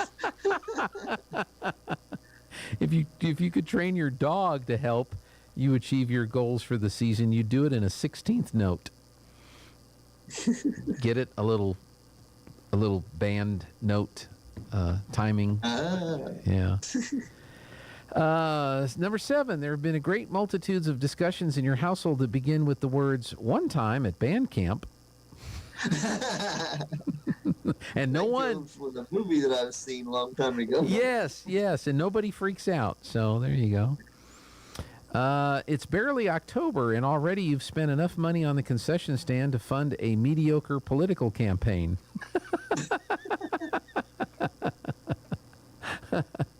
Number 9, you hate to admit it, but you really don't care much about watching football anymore.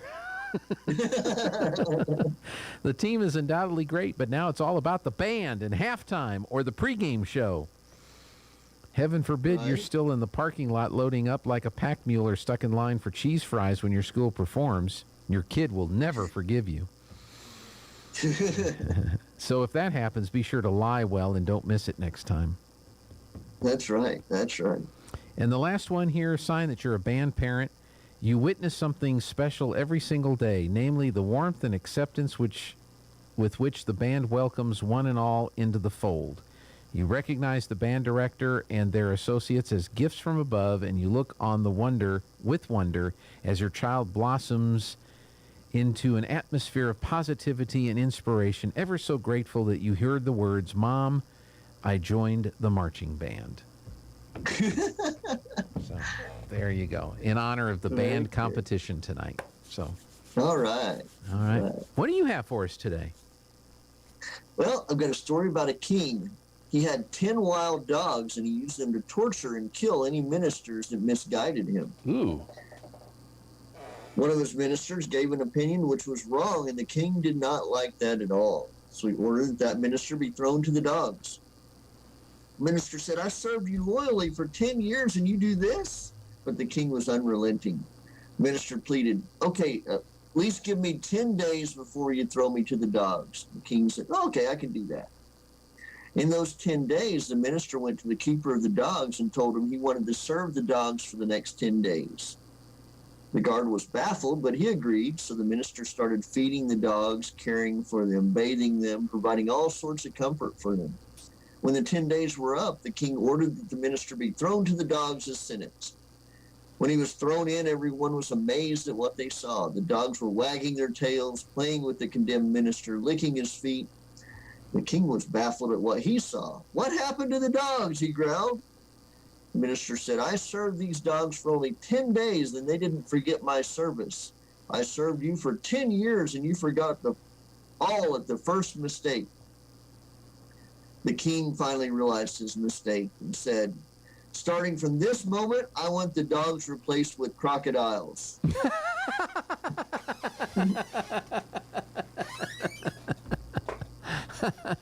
King's going to win.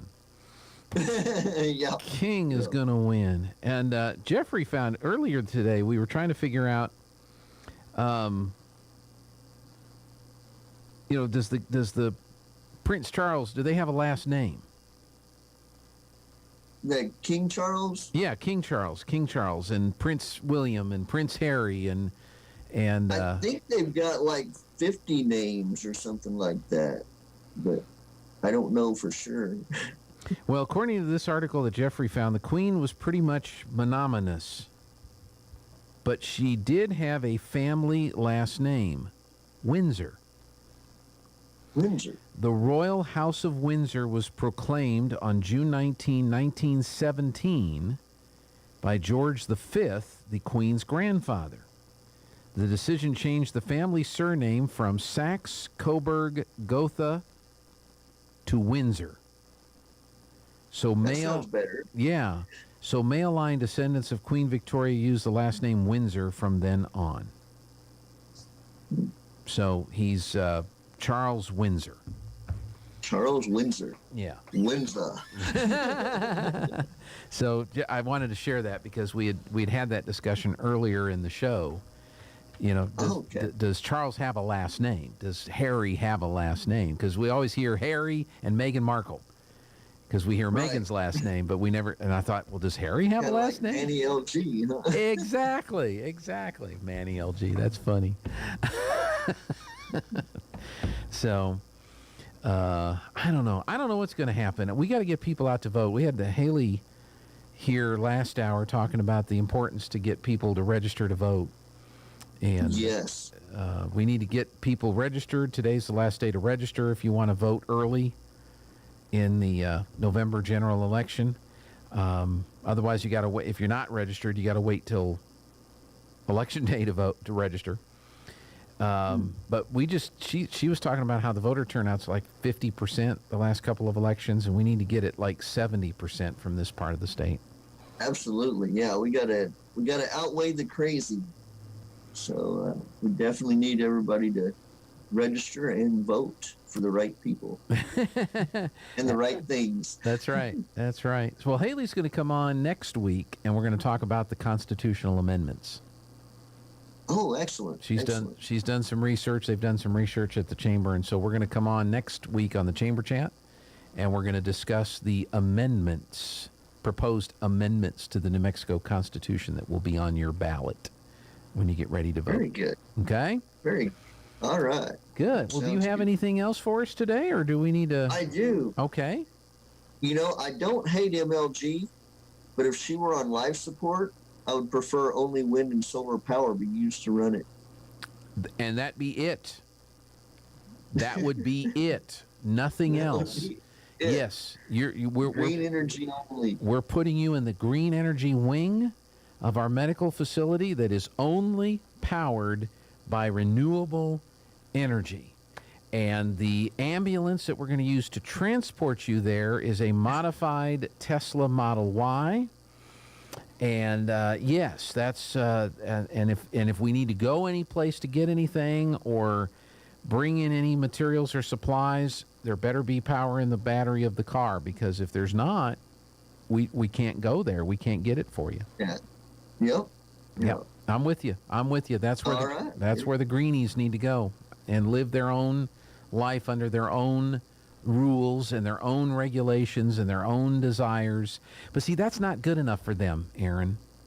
Yeah, they got to make everybody else be that way. Exactly. So, yeah, if we could just put a wall around California, send everybody there, bring out the few sane people, and just write the state off, let them show us how it's supposed to be done. That's right. And, we may have to do that with New Mexico, but I would prefer to keep the most of the United States in common sense hands and then just deliver the crazies to one little area. That's right. That they can run. That's right. So when you go into California, you've got to have a battery-powered car, and you've got to live your life, the renewable lifestyle. And what they'll do is they'll point to Apple, and they'll say, look at Apple and Apple Park, and it's carbon neutral, and they've done all this. And it's like, yeah, they're a billion-dollar company. They can afford to do that if they want to do that. But nobody else can afford to do that. And they can't really be carbon neutral because you just paying money to say I'm offsetting my carbon footprint doesn't work. Right. Yeah. In real life, it's like I don't know what it's like. Well, what is Al Gore doing with all those carbon credits? I've never had that answer. Where does he get them? Yeah. Oh no, he's got quite the carbon footprint. If you think about all his houses and his jets and all of that stuff. Yeah, John Kerry's the same way. Oh yeah, absolutely. He's even worse. Yeah. Yeah, I think from here on out, people like Greta Thunberg all the way up to John Kerry, you need to be horse and buggy. Yep. Horse and buggy. Well, but horses produce methane, so no horses for you. Then it's going to be rickshaw. People produce methane too. Then you're walking. Then you're walking. They're walking. All right, let's see how the old markets are doing so far this morning. If you would please share with us. All right. This is Aaron Irving with LPL Financial, member of FINRA and the SIPC, bringing you your mid-morning stock market report for Tuesday, October the 11th. U.S. stocks fell this morning at the open, and bond yields spiked as investors worried that higher interest rates and stubborn inflation will tip the economy into recession and hurt corporate earnings. The S&P 500 fell more than 1% to its lowest level since November of 2020 early in the session, but regained some of those losses to trade down only 0.44%. It was hurt by weaker tech stocks such as Meta Platforms, whose valuations are sensitive to rising interest rates. The NASDAQ composite slipped 1.5%, hitting fresh 52-week lows, weighed down by tech and semiconductor stocks, but it also rebounded to trade down only 0.84%. The Dow Jones Industrial Average rose 0.21%, uplifted by jumps in Amgen and Walgreens Boots Alliance. Bond prices fell, with the yield on the 10-year Treasury nearing the key 4% level overnight. Yields backed off of the rally this morning, with the 10-year yield up about 2 basis points at 3.904%. These moves came as investors look ahead to key inflation data that will inform how aggressively the Federal Reserve will hike interest rates to tame inflation. Tomorrow, the Producer Price Index report will be released, followed by the September Consumer Price Index report on Thursday.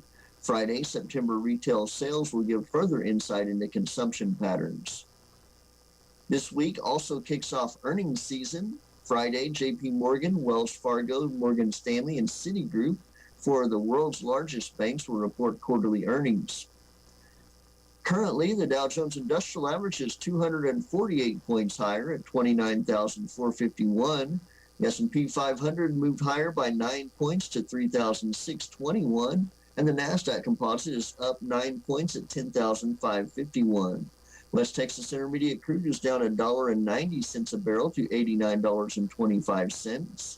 Stocks of local interest, HF Sinclair is down 40 cents a share to $54.54. Walmart is $3.04 higher at $132.36 a share. Duke Energy is up 53 cents a share at $89.68. And Apple is up 14 cents at $140.56 a share.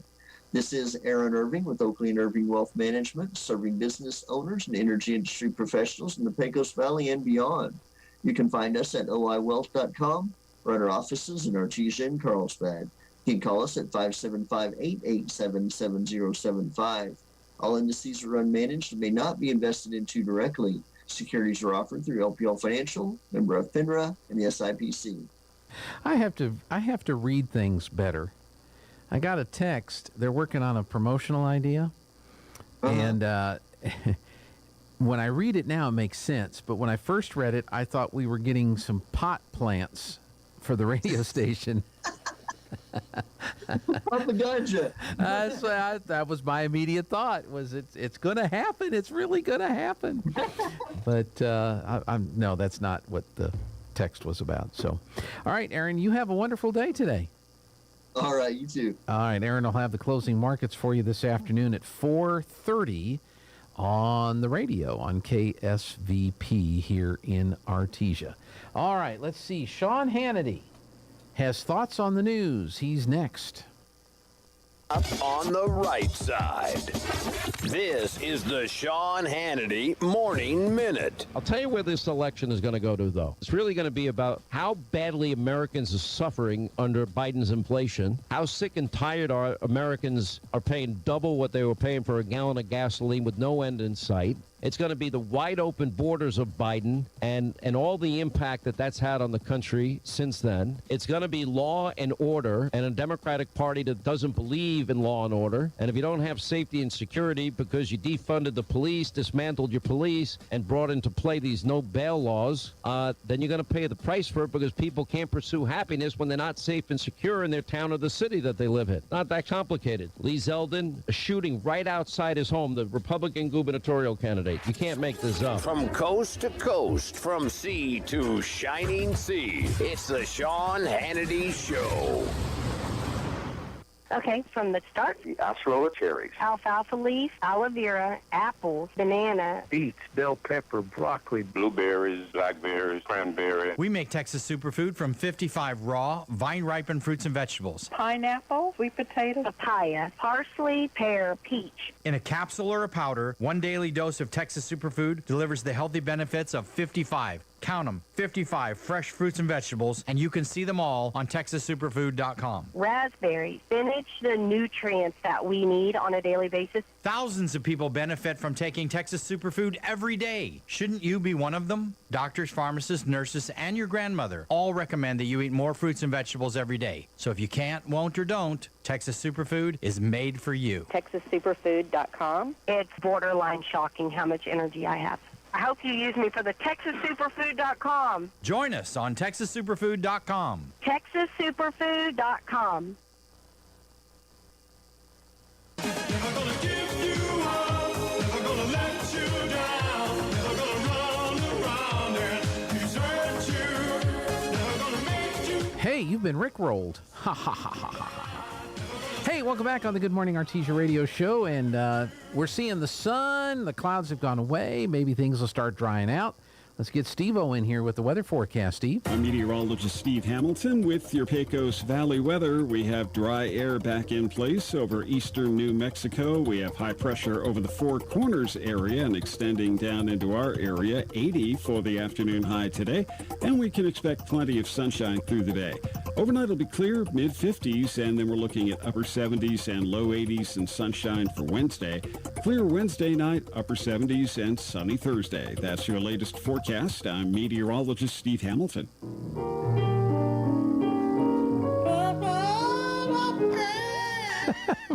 My favorite singing parrot who survived the hurricane down in Florida.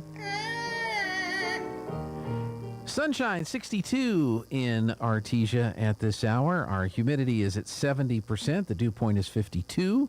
Winds are out of the south at 5. Pressure at 30.00 and starting to go down. Our air quality is 56. We have moderate air quality.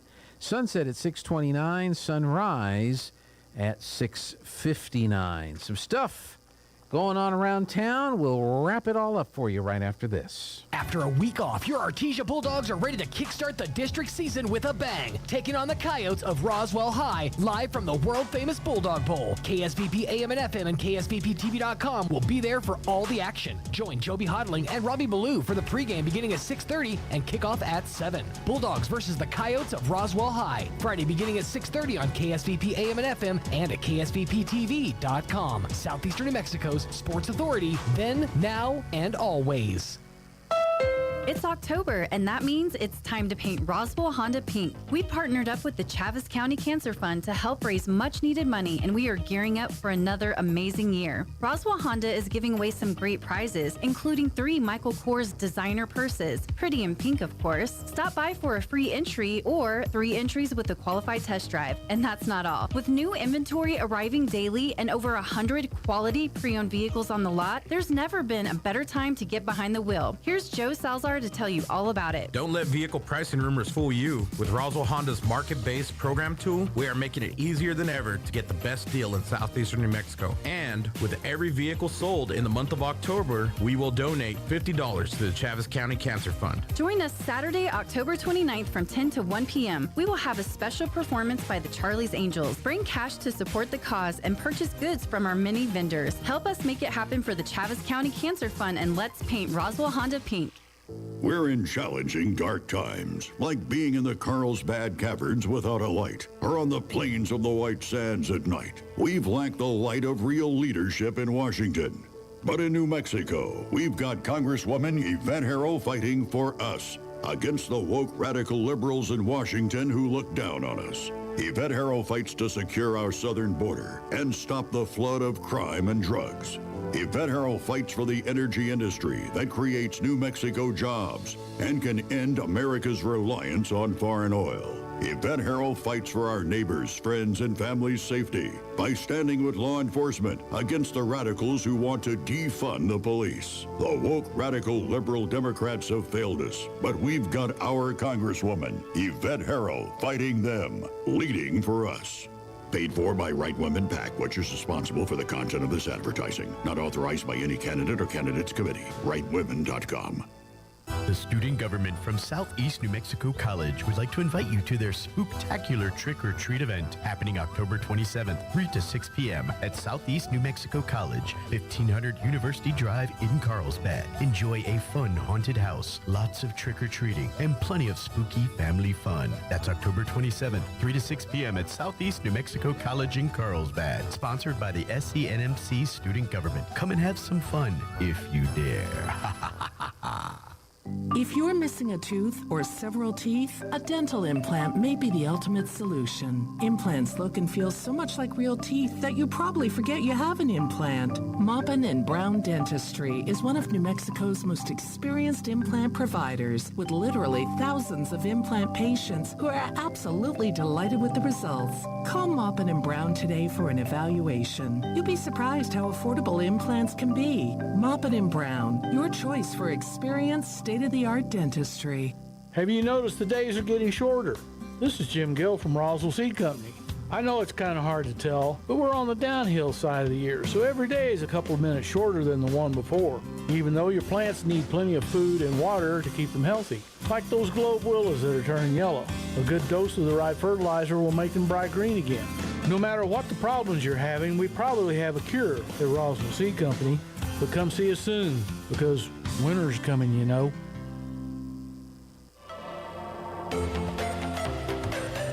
All right. Last bit of notes about stuff happening today. We've got live fire training taking place at the refinery today until 3, so you're going to see some intermittent black smoke emanating from the refinery. That's part of the live fire training until 3 o'clock today. Lowell's Pharmacy is holding a COVID-19 booster clinic. They have thawed out some booster juice, and they're over there at the CVE Jack Case Community Room, and they're going to be there until 11 o'clock, so another hour.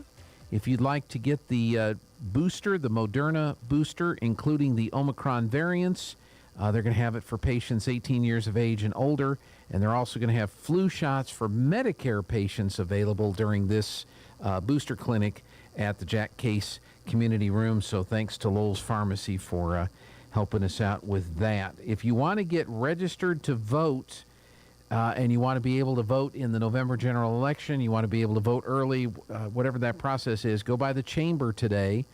You can get registered to vote. Today is the deadline, so you need to make sure you get over there to the chamber if you have not yet registered to vote, or if you need to make changes in your voter registration. Absentee and in-person early voting begins today, and that may be something you would have an interest in. Hopefully you're on your way to the library right now for preschool story time. That starts at 10 o'clock this morning, here in about 2 minutes, for ages 3 to 5. Stories and language activities, STEM, learning, crafts, music, and social play. They'll be there for about an hour with you and your preschoolers, and that's going on right now at the library. I know how to say it.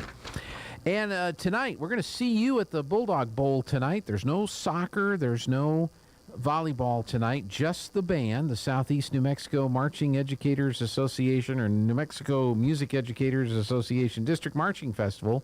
There's 8 high school bands that are going to be performing in competition. They're going to be judged. They'll get their ratings. They're all trying to get that #1 superior rating. And that'll be tonight at the Bulldog Bowl. The Flag Corps groups are going to be over at the Bulldog Pit parking lot area, and the bands start with the Capitan Band at 5:45. We're going to put all that on the radio. We're going to put all that on the TV channel at ksvptv.com, so you, if you're not going to be able to attend, you can watch it or listen to it on the radio. Capitan at 5:45, Goddard at 6:05, Artesia High at 6:25, Lovington at 6:45, Portales at 7:05, Hobbs at 7:25, Carlsbad at 7:45, and the last band to perform tonight will be the Roswell High School Band at 8:05. So from about 5:45 until 8:20 or so, we will be on the radio with the band performances, and it'll be on the TV as well. It doesn't cost anything to get in, but bring money so you can support the band boosters by buying stuff at the concession stand.